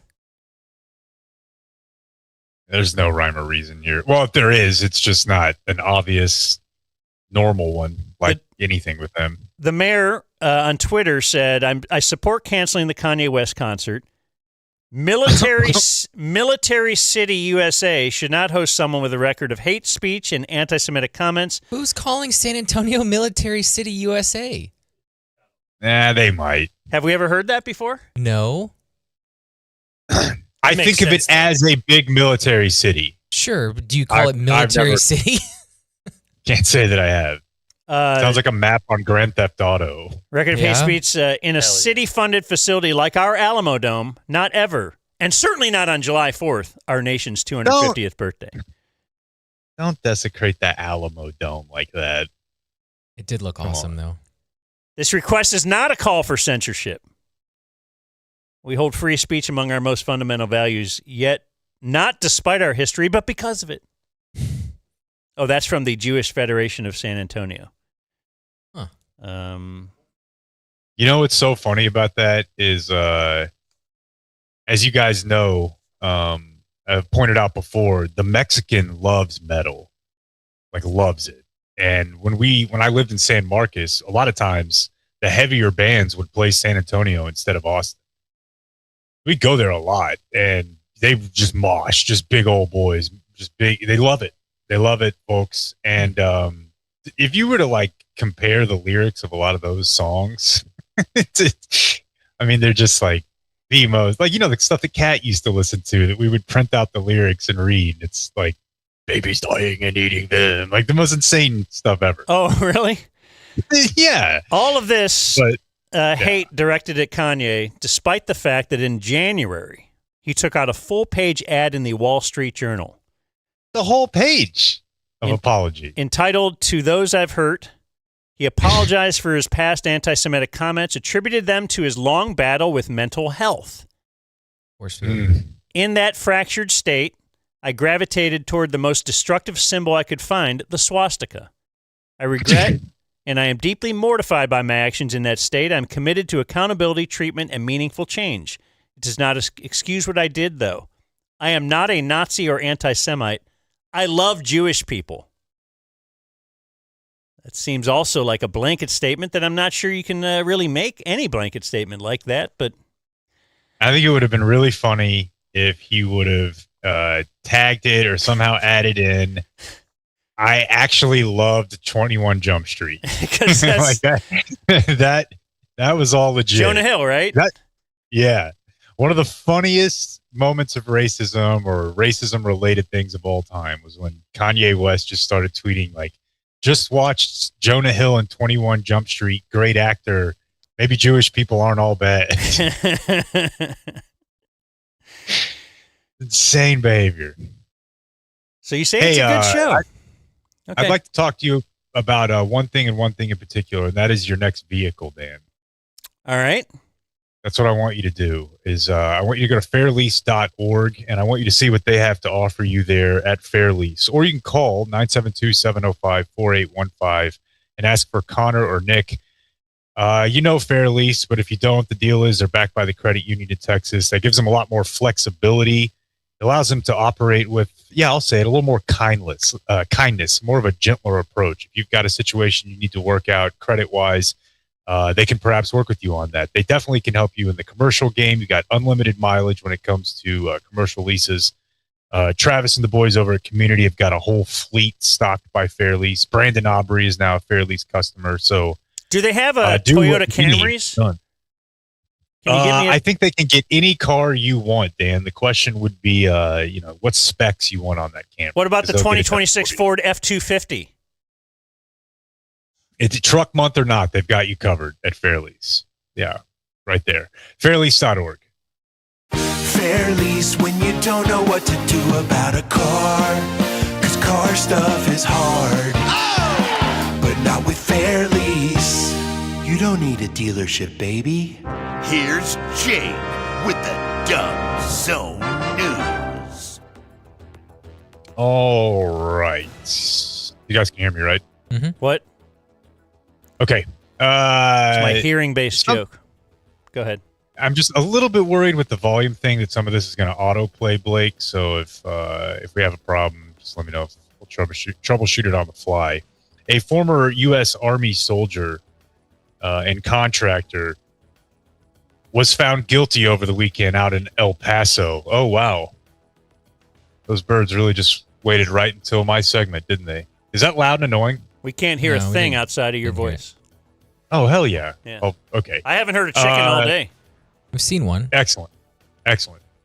So, former U.S. soldier found guilty over the weekend in El Paso for stealing 200 pallets of MREs, about $1 million worth of ready-to-eat meals, which we were talking about the other day because I believe Clayton was saying this is all he eats now as he prepares for the end times. Do you currently own any MREs? Does it last a long time too? Oh, yeah. No, I don't own any MREs.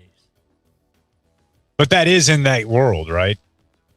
Not MREs, but yeah, like the meal buckets, dehydrated food that you rehydrate. So they're distinctly different things? Yes. Because I'm just trying to figure out what else this guy would do with these. Right? Like if you could sell them, I guess what you're doing is you're selling them from, like you're stealing them maybe from the military and selling them to civilian contract. But like, who are you going to sell them to if it's not a prepper thing?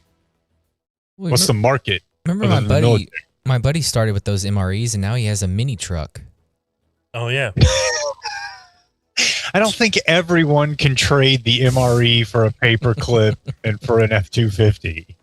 It's a good starting point, though. It seems like an odd crime to commit to me. $1 million in MREs. And much like the coach from Belgium,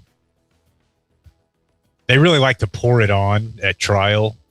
especially if you were in the military. The U.S. attorney says Joseph Davis betrayed the very country he once swore to protect in an effort to satisfy his own selfish ambition. Like, he was stealing fake burgers, powdered burgers, trying to, I don't know. Exhibit B. Look at this. This eagle is crying.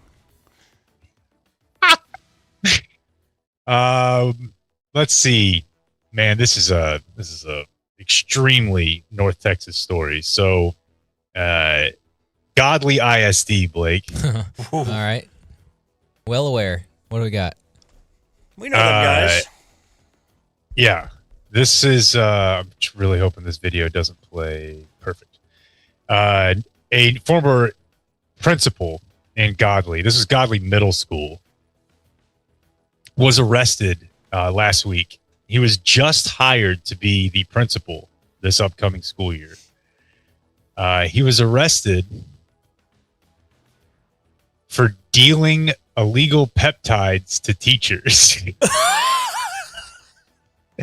Hey, young bucks coming to town. I'd really like to get the staff up to speed on what happens when Principal Moreno gets down.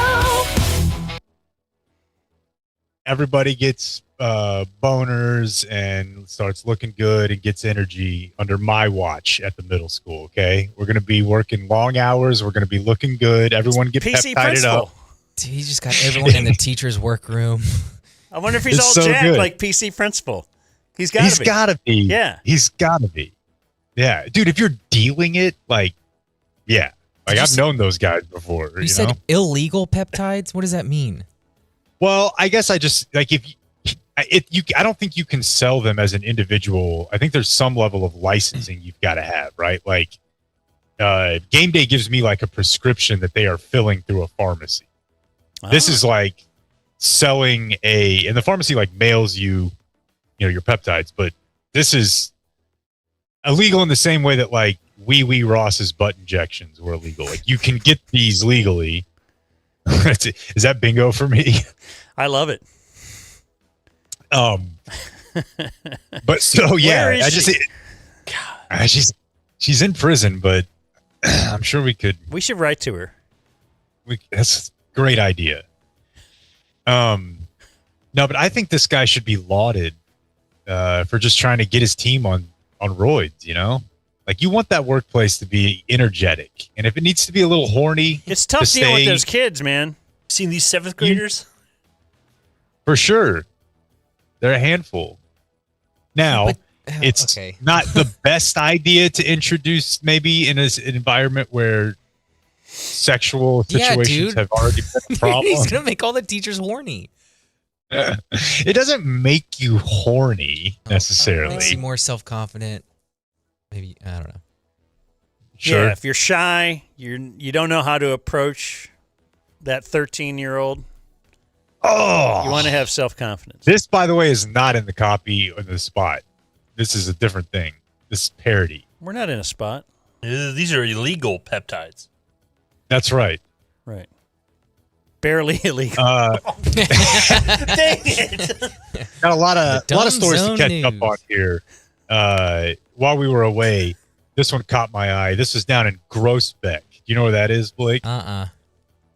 It's not too far from Waco. Looks like it's about half an hour east of Waco. But rural area, and a Texas Department of Criminal Justice bus crashed and overturned. Now, nothing exciting happened, but no prisoners escaped. 7 inmates were injured. 26 inmates were being transported, but it just lets you know it does happen. And they had to think as the bus is toppling over, they're like, it's time like a is just movie. slowing down, dude. Time is slowing down. Yeah, but they're fired up. You're excited. I know. Because this is how the movies, this is how guys escape in a movie. Yeah, but then they got out and saw downtown Groesbeck and got back in. Yeah, well, maybe. But you're also always attached to another guy, right? You can make That's that work. That's going to hold you back. You can make it work. I'll bet you'd like to make that work. And don't you have to sing like old Bayou tunes the whole time? Yes. Swing low. And Dude, I saw the other day, like, you guys may all recall this, but that album won Album of the Year. Which one? Not, no. Puddle of Mud? No. The George Clooney movie about the Oh, Brother, Where Art Thou? Oh. Yes, not like best. Dude, the Soggy Bottom Boys weren't bad. Not like I agree. I enjoyed it. Album of the Year for an Oscar score. It was the most popular album in America that year, or critically. Oh, you guys recall we talked briefly about the high school coach out in Ponder. I think White House, the coach that got injured and sent to the hospital in a shot putting accident. Oh, yeah. He lived. All right. 2-month stay in the hospital. Where'd he get hit with the shot put? Right in the head? Yeah. Skull fracture, brain swelling. Yeah. That'll probably be a pretty big bill. Does he tell him he's uninsured so he can get the cash thing? Yeah, I think so. Yeah, I think that's all you have to do, Dan. But I'm seeing here he was running several charity leagues, and no, I'm sure there's a GoFundMe. that's a guy, and it's right during his summer vacation anyway. That sucks. Yeah. Yeah, just go right back. Coach to needs shot to coach linebackers in 2-a-days. Houston police making news as they have hired. This is a small town I've never heard of near Houston, but they have hired a 24-year-old academy graduate, I guess, who is the tallest police officer in the history of Texas, a former semi-pro basketball player. He is 7'3". Oh, wow. Okay. Yep. I knew it. I knew that would happen. So that kind of gives away a little bit of it there too. This guy, I guess, first completed the academy and scored a 69 last September, or maybe this is an old story. That seems bad. Oh, this whole thing's fake? No, it's a real not story. fake. It's just old. Is 69 a bad score? Yeah, he needed to get a 70, and when he did get a 70, they hired him. But they were just itching to hire a tall guy. Shaq got well. It's that's the thing. Shaq was posting about it or something, but it just made me. I saw it and got horny to tell you the story, which I'm sure we have before. But a certain number of us, if you grew up in DFW, one of our urban legends was that the world's strongest man, Ronnie Coleman, was an Arlington police officer, which was true. And there was not a playground kid around that was not fantasizing about the dude. Ronnie Coleman is his name? Yeah, there's a documentary that he put out. I mean, this is so up Clayton's alley, but there's a documentary about him that I think he was a big, he made it or was a big part of making it a handful of years ago. And it's super sad. Look at this guy. Because he was still juicing super old, and he lifted in a way that people don't do anymore, wrecks your body. But he was an active cop, and it was just like the stuff of legends, like what if they hired all of them to be cops? That'd be kick-ass. Wouldn't that be better than buying tanks and stuff? I mean, it just made perfect sense, If I saw a cop that looked like that, you'd snap to it. Dude, my cops look like me. He might as well have been Superman when I was a kid, Is he still an Arlington guy? Yeah. I think so. That's great. Yeah, he hosts a big powerlifting event every year. 8-time Mr. Olympia champion. Oh, yeah. Suffers from severe mobility issues and chronic pain caused by decades of lifting superhuman weights. Dude, it's hard to watch. He's had multiple spinal fusions and hip replacements. And in the documentary I saw with his now he's on a Segway driving around the ballpark in Arlington. Probably policing that lake back there. Hey, no, dude, with his busted Norm body, he's still like at the gym every day, like loading plates. It's insane. It's clearly like an addiction, you know? But just imagine that guy being a cop when you were like 10. You're like, whoa. Speaking of, navigate back over to the story. Where did it go? Hold on. I'll let Davidson take. Okay. So Dallas police, I'm collecting a bunch of these stories from when we were gone. 20-year veteran of the department was arrested in a sting last Monday afternoon. He was arrested at a La Quinta Inn about 1:30 in the afternoon. What do you think it was? Prostitution. Sting was conducted by the Special Investigations Division Human Trafficking Unit to target the commercial sex market. Now, much like the Frankels, they've got people who used to work for the insurance company, so they know the tricks. The problem for this senior corporal, 20-year veteran of the department, is he was a member of that unit.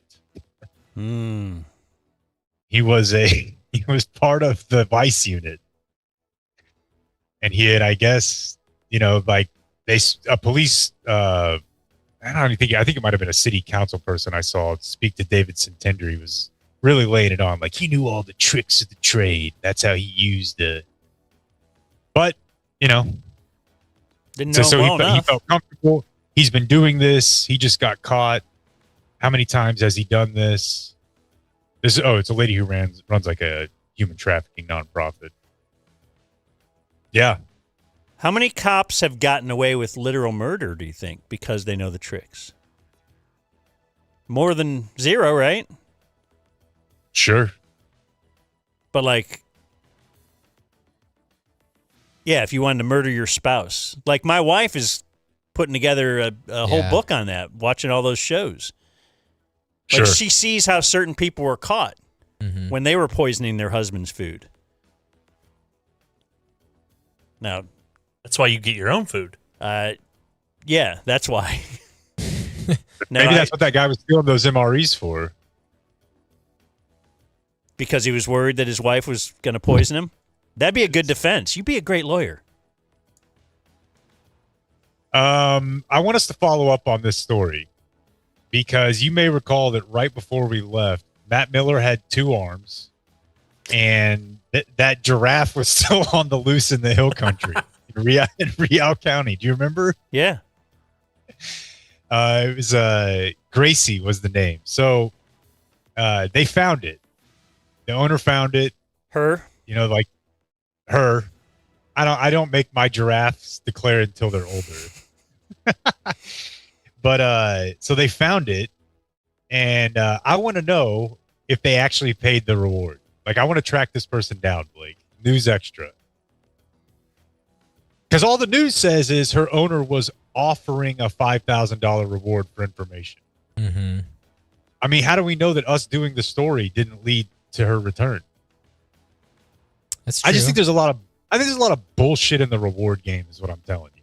I think that's an area where they can definitely be like, we're doing it, and nobody's checking it. Wasn't the Nancy Guthrie thing like that? Like at first it was like 25,000. Well, that's not really, and then really info. Then they upped it. Yeah. They upped it by like 10 once they I actually really miss her. Yeah, that's a very weird bit too. Like, it wasn't worth that before. Can the kidnappers ever get that reward? Is there like a radio station where you can't win if you work there? Yeah. You remember another story from before we left? Very, very wild one down in Katy, where a 76-year-old woman just sitting in her home, a Tesla flew into her living room. Oh, yeah. When it was on. They said her life was cut short. Yeah, they said her life just cut too soon.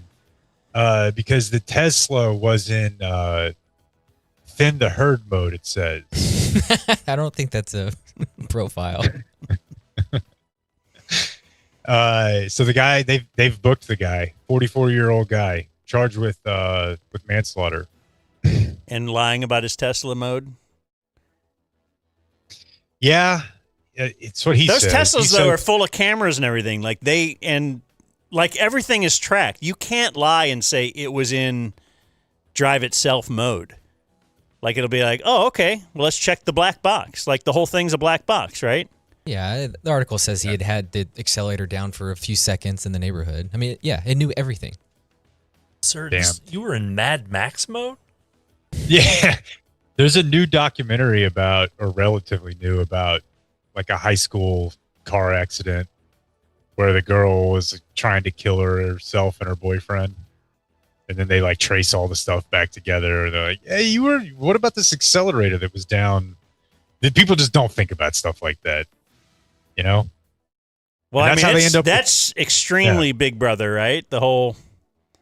Oh, yeah. Driving a Tesla. Like, if you hate Life 360, that app, right. You're probably not exposed to that yet, are you?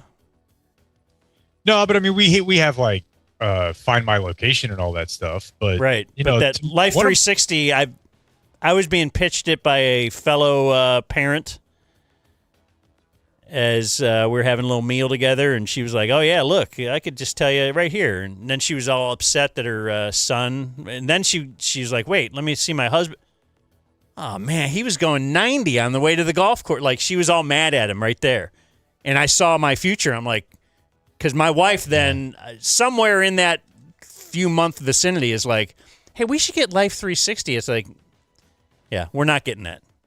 Absolutely not. I don't like that, and the Tesla thing, I don't like the cameras because I don't. The big part of being able to pee in your car is its privacy, and I don't need a camera. You know, I think there's a lot of reasons why they could revenge porn you for a higher payment. Yeah, probably so. Probably so. But you know, to see your tiny wiener.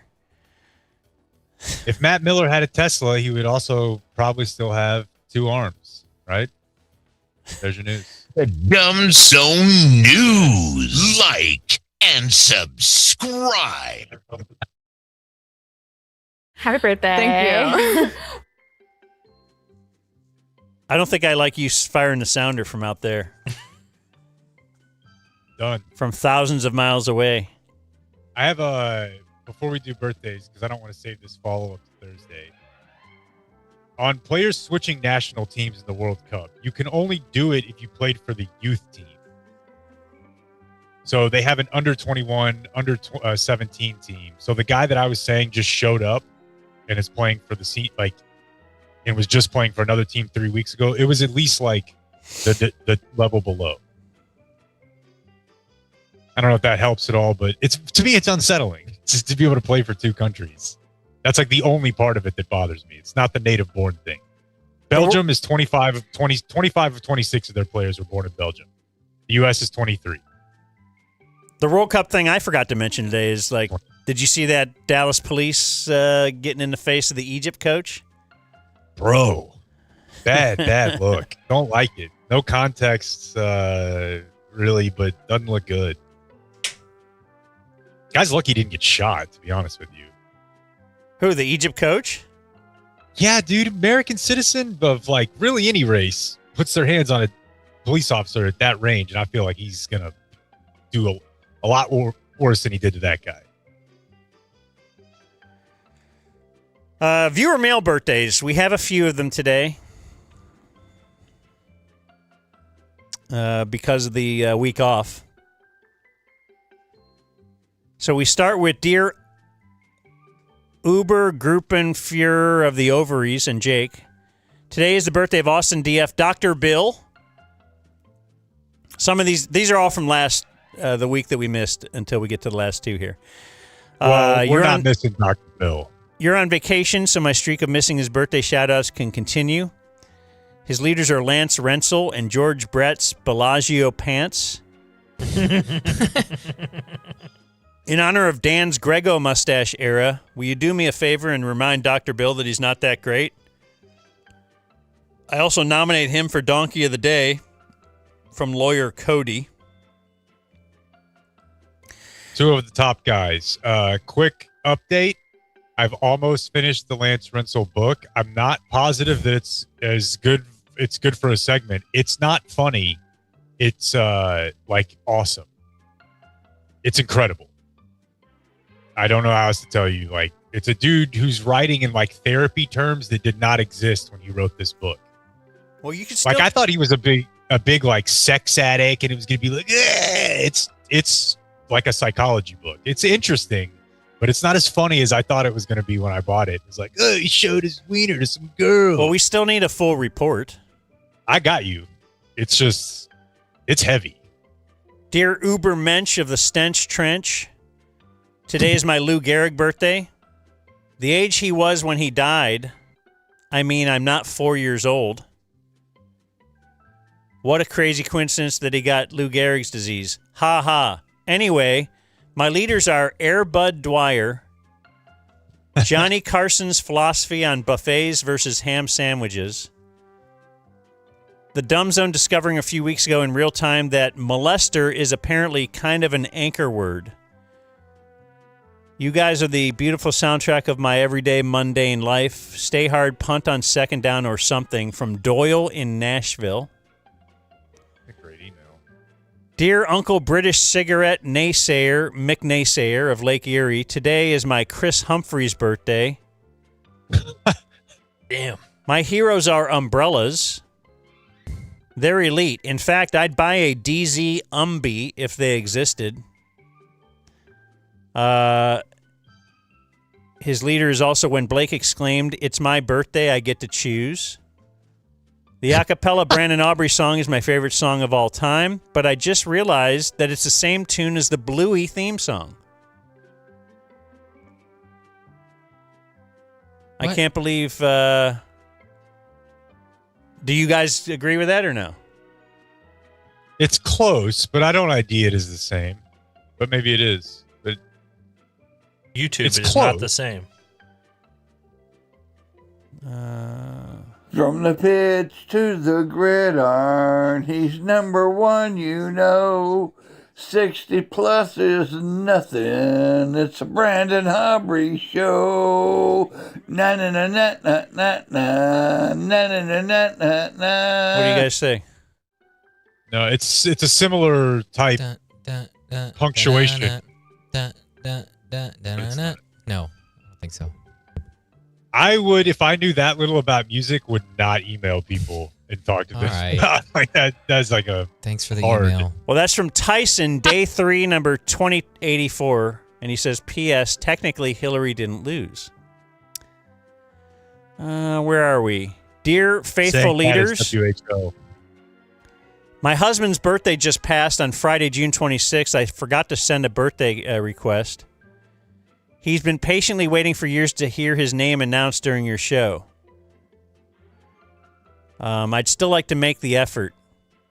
Rowan has been a P1 listener on the ticket. Then came the day that Dan and Jake left. Started our own podcast. Now we are dedicated Dumb Zone. Let's see. He works at Martin House Brewing Company. He loves Magic the Gathering, sports, and the Dumb Zone. Nice. Please help my husband's dream come true by giving him a shout out. He has the biggest and kindest heart from Tegan Kratz. All right. Rowan. Dear Dan McIndoud. What's up, you crazy fuckers?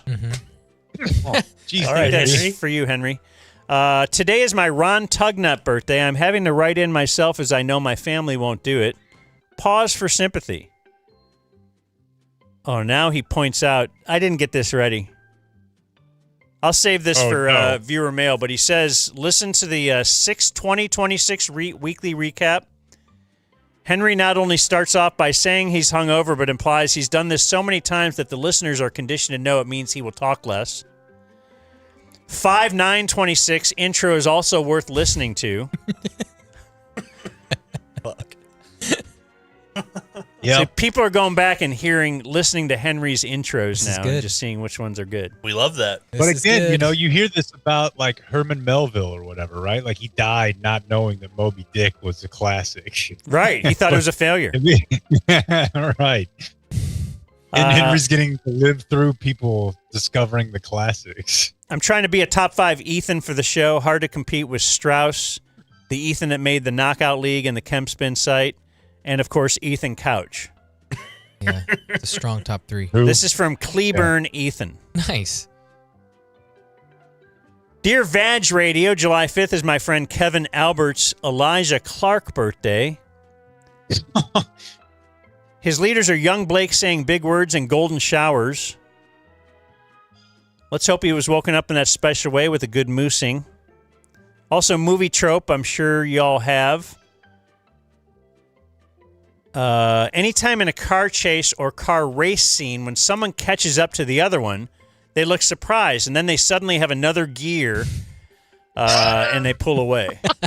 Like they've had it the whole time. That's from Jared Walsh.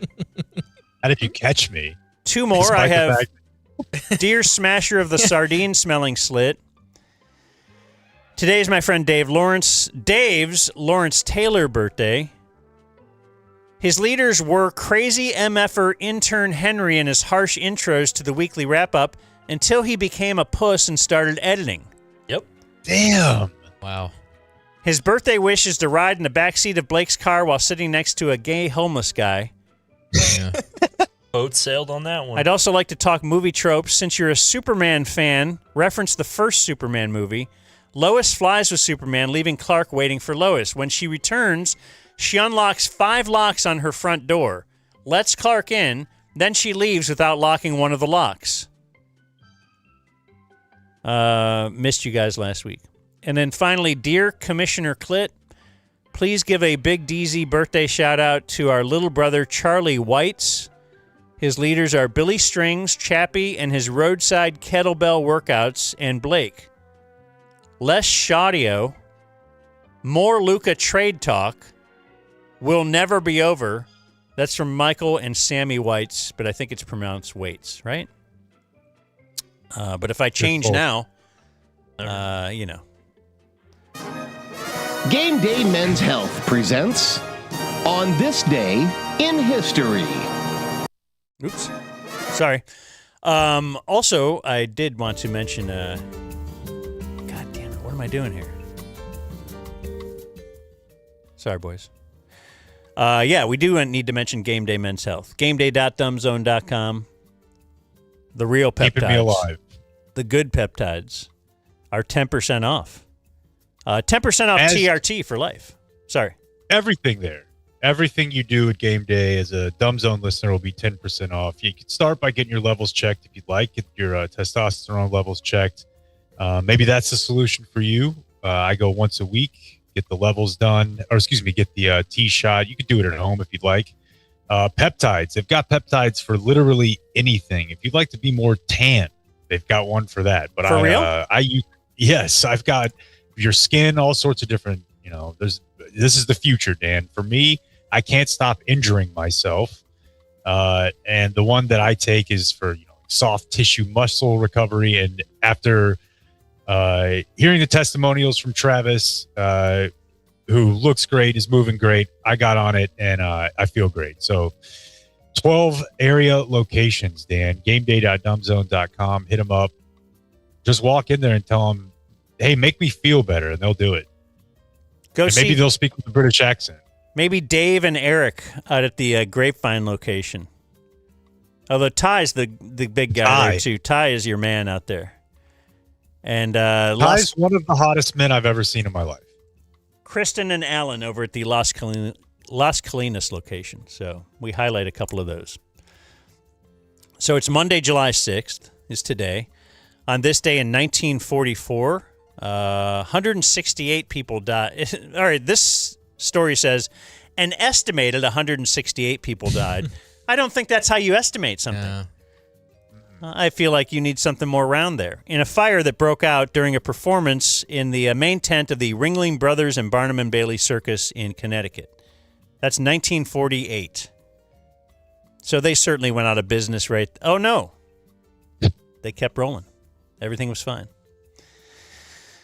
On this day in 1960, a lady named Dr. Barbara Moore completed her walk from Los Angeles to New York. To New York City. So, you're like, I got to just look into Barbara Moore. Let's see what this bit is. Says here she was attempting to gain celebrity status for long-distance walking and promotion of her questionable health fads.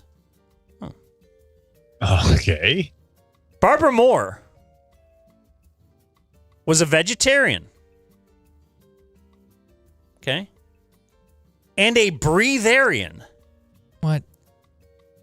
She believed it was possible for people to survive without food. Yes. She walked with only nuts, honey, raw fruit, and vegetable juice for nourishment. And not food. Okay. Already out. Commit to the bit. She held that people could live to be 200 years old if you abstained from smoking, drinking alcohol, and sex. So don't have fun. She claimed she had cured herself of leukemia by way of a special diet.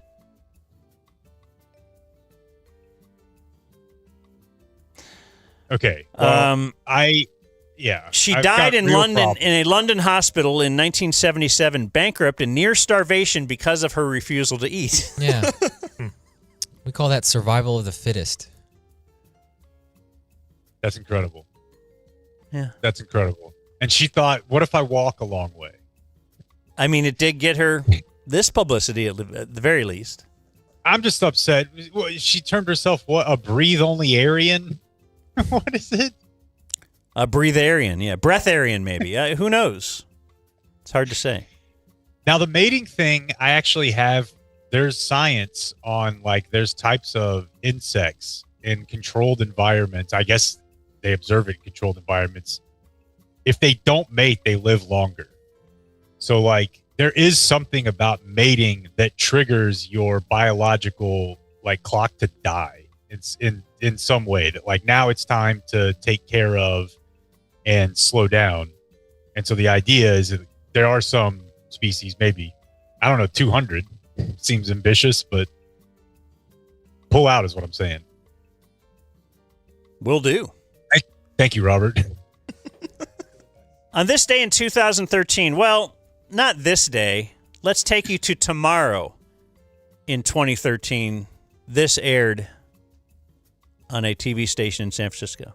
Tonight, we want to take a moment and say that we are sorry. Earlier today, during our noon newscast, we misidentified the pilots in the Asiana Airlines crash. We made several mistakes when we received this information. First of all, we never read the names out loud, phonetically sounding them out.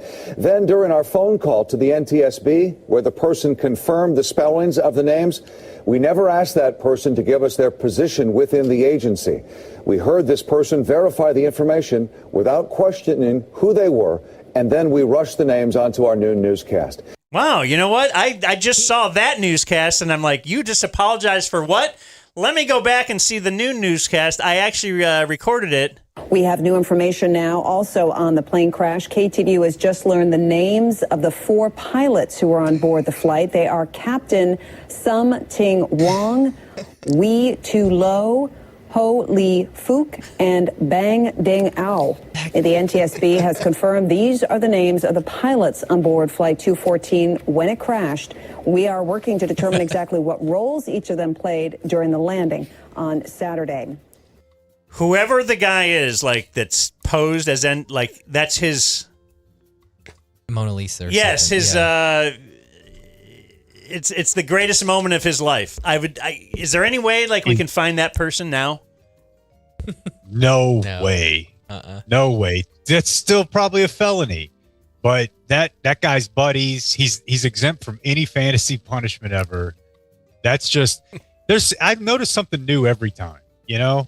First of all, you could have asked the guy a position. You don't think this fucking assassin had a position ready? If you would have asked him, he would have had one. That wouldn't have done it, my friend. But apparently And they crowned the first guy captain. Like yeah, we got to start there. But the crazy thing is, after she reads it, we've all done this, but like halfway through, you realize it. She proceeds with the rest of that report. Got to keep very going. Concerned We're on the air about the death of holy food. On this day in 2016, the location-based mobile game Pokemon Go made its debut in the U.S. It was all our ruse. workplace got bit hard.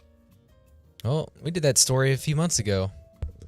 Yeah, for some CIA thing. All an AI thing. No, it was like a DoorDash orders or something like that for their little robots to deliver food. Mapping. Yep. And on this day in 2018, a former Thai Navy SEAL died while trying to navigate his way through a flooded cave passageway to deliver supplies to 12 schoolboys and their soccer coach, who have been trapped for nearly 2 weeks. Nobody thought, like, that's really weird too, right? Just 12 boys and their coach just going in the cave. Here they are. But I know we're already way late. What if Jake and his soccer team were in a cave? Like, oh, that seems normal. You and listen, that's not the guy that Elon Musk called a pedophile in this story. It was a different guy who tried to build a ship to go save him. And by the way, if we started the show by learning that the rest of the world has April Fools, I don't know that everyone needs to try to have Navy SEALs. Not every team has an ace. Like, I feel like maybe you leave that for us. The Thailand Navy SEAls. Okay. All right, guys. That's cute. July 6th, this day in Dumb Zone history. Only one show on this day, and we were doing a follow-up on Yankee Doodle Dandy, and we were saying, like, why did he sing Stuck a Feather in His Hat and called it macaroni? Apparently, back in the day, macaroni just meant cool. Like, called it kick-ass? Yeah. That looks, yeah. All right. So, yeah. Get back. Other birthdays today, Alvin Harper, 59. Man. Jay Crowder, 36.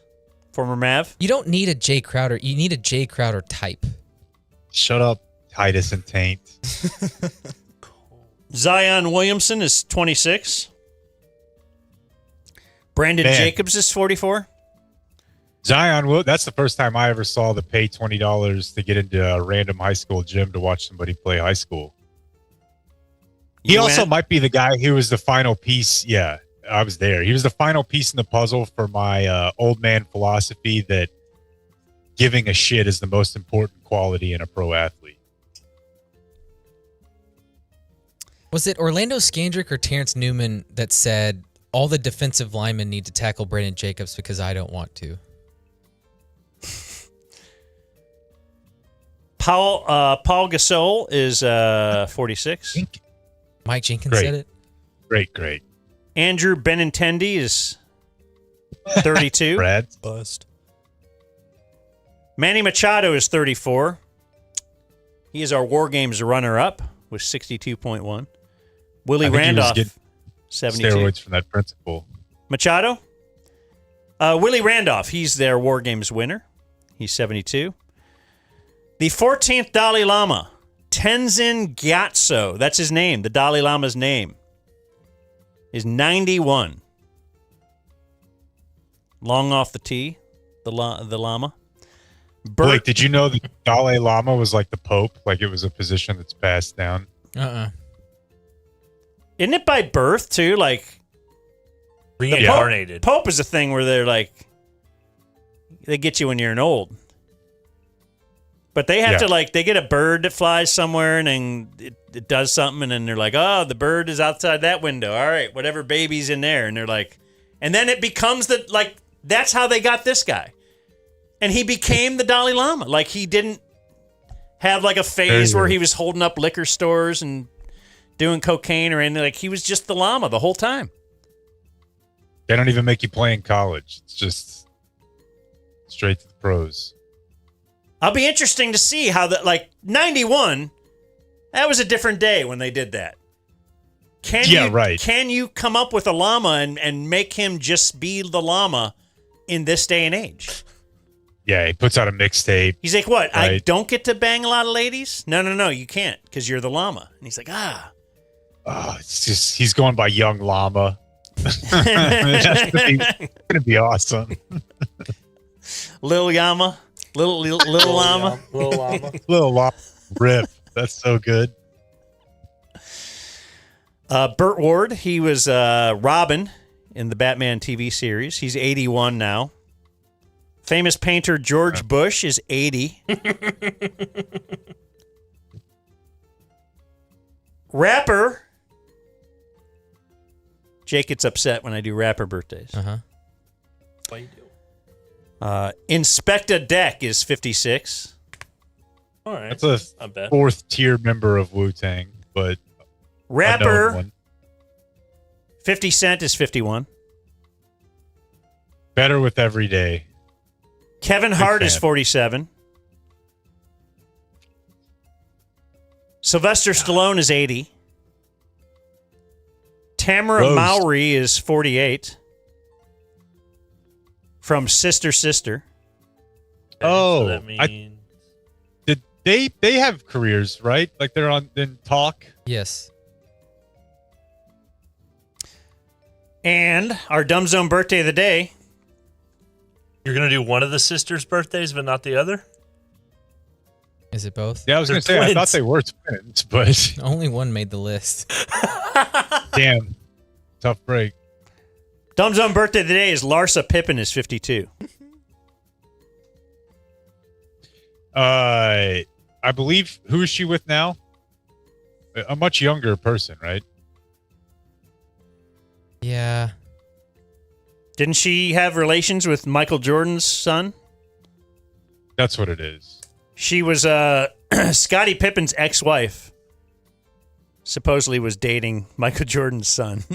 Can you imagine that? That relationship ended in 2024. If you're Scottie Pippen, like I've been in this guy's shadow, like it doesn't escape me.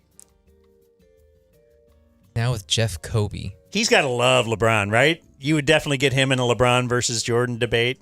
He'll take LeBron. I think I've heard him say that. Born on this day, now dead, famous Dallas stripper Candy Barr. Mike Reiner used to know who she was. Vince McMahon Sr. Darryl Royal. Last all-white national championship team? Yeah. No one's ever like, oh, wow. Kind of said that funny. White national championship team? Yeah, a little pause there. But no one ever celebrates him like they say he's a racist, and he probably is. And same with like the Rupp Arena, right? Adolph Rupp. But you have to say they were playing on hard mode. Yeah, they're like Nancy Reagan, born on this day, now dead. Goat, third goat. And Ned Beatty, dead on this day, still dead. Charlie Daniels, who had a band. James Caan, and died on this day 1 year ago today. Gordon Jago, the great Gordon Jago. And great that's band. what happened on this day in history. Indeed, it did. Jake, it was Anthony Henry. Anthony Henry. Wow. Those guys don't live here anymore on this new era defense. Oh, yeah? Yeah, but yeah. We do have closing remarks now. And they are right here in our studio. We have Robert Lacey, owner of a company, owner of a couple companies. Actually, Robert first emailed us and he said, hey, I'd like to promote I have a business called Shredder Ski School. Right? Yep. So we have an indoor ski school in Richardson. And that is what? Just for kids only? So yeah, indoor skiing and snowboarding for all ages. It's more geared towards kids or just beginners. But we do a lot of adult private lessons as well. What about Blake's grandpa? Would you get him in there? What's the oldest you've had? I did a 76-year-old woman. Pretty scary because she was pretty large. So I was like, made sure she signed the waiver. Okay. that was the oldest that I've taught there. No, when we met Robert, this is, listeners to this show know that I claim to have really had the idea for most modern tech, not credited for it, but when he explained the concept of the business to me, I'm like, man, I've been waiting for this my whole life. We would usually go to New Mexico once a year, maybe sometimes twice a year, maybe we'd skip a year, but it's not enough to really get the feel for it. It's enough to be fine, but you're like, God, if I could just do this at home occasionally, like you could get so much more enjoyment out of it so that you're not paying for lessons when you go to the mountain, which are insane once you get there price-wise. Yeah. And you're not wasting your rental time, and you're not falling down the mountain for like one of your $300 a lift ticket days. Like exactly. It's just, it's a actual need that ends up saving you money and headache on the other end of it. Like I've caught the bad end of this my whole life. And so the fact that it when you mentioned it, I'm like, man, this is really, really smart. Yeah. I mean, it's surprising that, hadn't been done yet because it's definitely, there's a huge demand. I mean, we have, in the peak season, we have wait lists. Like you said, for children or just beginner adults, like if you're going to the mountain, it's cold, windy, you got all this gear on and everything, then you're trying to learn to ski or, and you got your parents yelling at you. And so it's just, it makes it so much easier for the kids. I get parents sending me videos all the time of their kids that did a lesson with us, and they're like doing great, going down the bunny hill on their own. And if you have, once we get kids a little older, they're a little more, athletic. I've had 8-year-olds, 10-year-olds that have never skied. They'll come and do like a few private lessons, and they're out doing green trails right away. So it's really, it really works. It's really cool. So it's been fun. And we're looking to expand that as well, opening in Houston and opening on, Fort Worth as well, side of the DFW. So, because there's just, why not learn here indoors, comfortable, before taking your children to the mountain? And so Robert hit us up, and then we ended up talking to him on the phone. He's like, yeah, we want to do like maybe a remote or something towards the fall, and maybe that'd be a fun bit like to do on the air, and you can do stuff. You guys can get up there or bring your kids and stuff. It's like, all right. Well, we'll talk. Let's talk soon, and we'll schedule this thing. So then we talk soon. He's like, oh, yeah, I also have this giant plumbing company. Could I advertise that? And we're like, wait, so you own this as well? Yes. It feels like the ski place is like your passion. Yeah. Yeah. Well, and plumbing, actually. I love both. But yeah, the skiing was more of I grew up in Vermont. I grew up, I started skiing at a very young age, and I used to teach kids skiing on the mountain. I was able to teach kids, get a free season's pass. So I would do that. And, how old were you when you were doing that? So I was in 6th grade. We would leave school early on Fridays, and I would go teach like the first graders. Oh, okay. I thought you meant like because them 20-something guys, that are probably nailing your wife when you go out to seasonals. Yeah, those guys are awesome. Yeah. So no, I was just doing it like that was kind of my intro to it, and then I worked on the ski mountains. But then once I moved here, I was like, man, there's a demand. We need to bring this to Dallas. So. And then there's always a demand for plumbing, right? And that was kind of so plumbing was another, passion, I guess, but more of it was known that plumbing's, extremely necessary in our world. And so I was like, plumbing's a great in everybody's business. world. Yeah. And in all the world, plumbing's very important. I was like, my dad was a contractor growing up. So I was around the trades, and I was just always thought plumbing was like a really cool trade. And so, we got, purchased this plumbing business. The plumbing business has been around since 1987. So, have a long history taking care of customers. So yeah, both businesses have been, unique in their ways, but they're both awesome. So it's been a lot of fun. How long have you lived in DFW? Moved 2020 here. Oh, okay. So about, was that 5-6 years now? So pre-COVID or moved here right. I moved here in like February of 2020. So it was okay. It wasn't a reaction to it. Like I want to be able to go to restaurants. Let's go to what state will let me do that? I want to go to opening day. Yeah, we just moved here and then like couldn't do anything. So that was kind of fun. And we moved here in a studio apartment, me and my wife, thinking that it was kind of temporary. And then we both at that time worked from home. So we're in this one little studio trying to work from home. And you stayed married? Yeah. So that's still together. So that's obviously a testament of that. Yeah. What doesn't kill us, Robert? Yes, exactly. What was that one tweet we used to look at? They had to blame stuff on someone else. Cheryl, because it's just so cramped in here with just me and my husband. So we've started blaming. Yeah, Cheryl didn't do the dishes again. Can you believe that? Everyone just we're excused for those few years of bad jokes. Everyone gets to wipe. Not all of us were making those kinds of jokes or blaming the HR department for pooping in the house. Anything Robert, else that you want to offer, Robert? Yeah, it's your closing remarks here. Yeah. So, I mean, as we kind of discussed earlier, we do have the home membership plan for the plumbing business. It's $199 for the year. That includes, like I said, the water heater flush, sewer line, sewer camera, which I was talking to you about, Dan, how that's kind of super critical.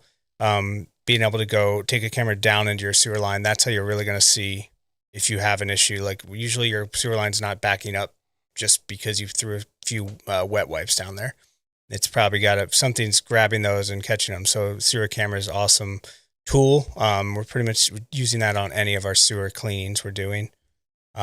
So yeah, that's definitely we want to be the plumber for all of Dumb Zone fans. So, you want to have what is the saying? You don't want to have to look for a plumber when you have a plumbing emergency. You wouldn't already know who to call. Okay. So we're going to be the plumbers to call for that. And Shredder Ski School. Definitely we are doing summer camps now as well. So if you're wanting to get your kids into awesome summer camp, they're going to be doing skiing, snowboarding, sledding at the bounce house. But then if you're wanting to get them ready for ski season, shredderski.com, we will be doing our fall and winter sessions, and getting them ready for the ski season. So can I get you guys set up for the what is it called? The membership? Yes. Did I do that on the website or? Can I just text you? You would just text me. Yeah. Okay, I know you. Because we do have to, we have to sign you up. Okay. Yep. But you can sign up on the website or call whatever the number is on the website? Exactly. Yep. Okay. Because I got to get you guys out there now. Yeah. We got things happening. And say the Joe Rogan podcast sent you. Yeah. But yeah, we'll definitely set that up. Okay. All right. Thank you. Anyone else? Jake? Henry? All good? Thanks for having me, boys. It's good to talk to you. Go legally kill a chicken. All right. Well. Adios, mofo. We gotta go before this becomes a zoo. See you guys for drinks later. Thank you for watching my video. Subscribe and type for my name if you want to watch more of my videos.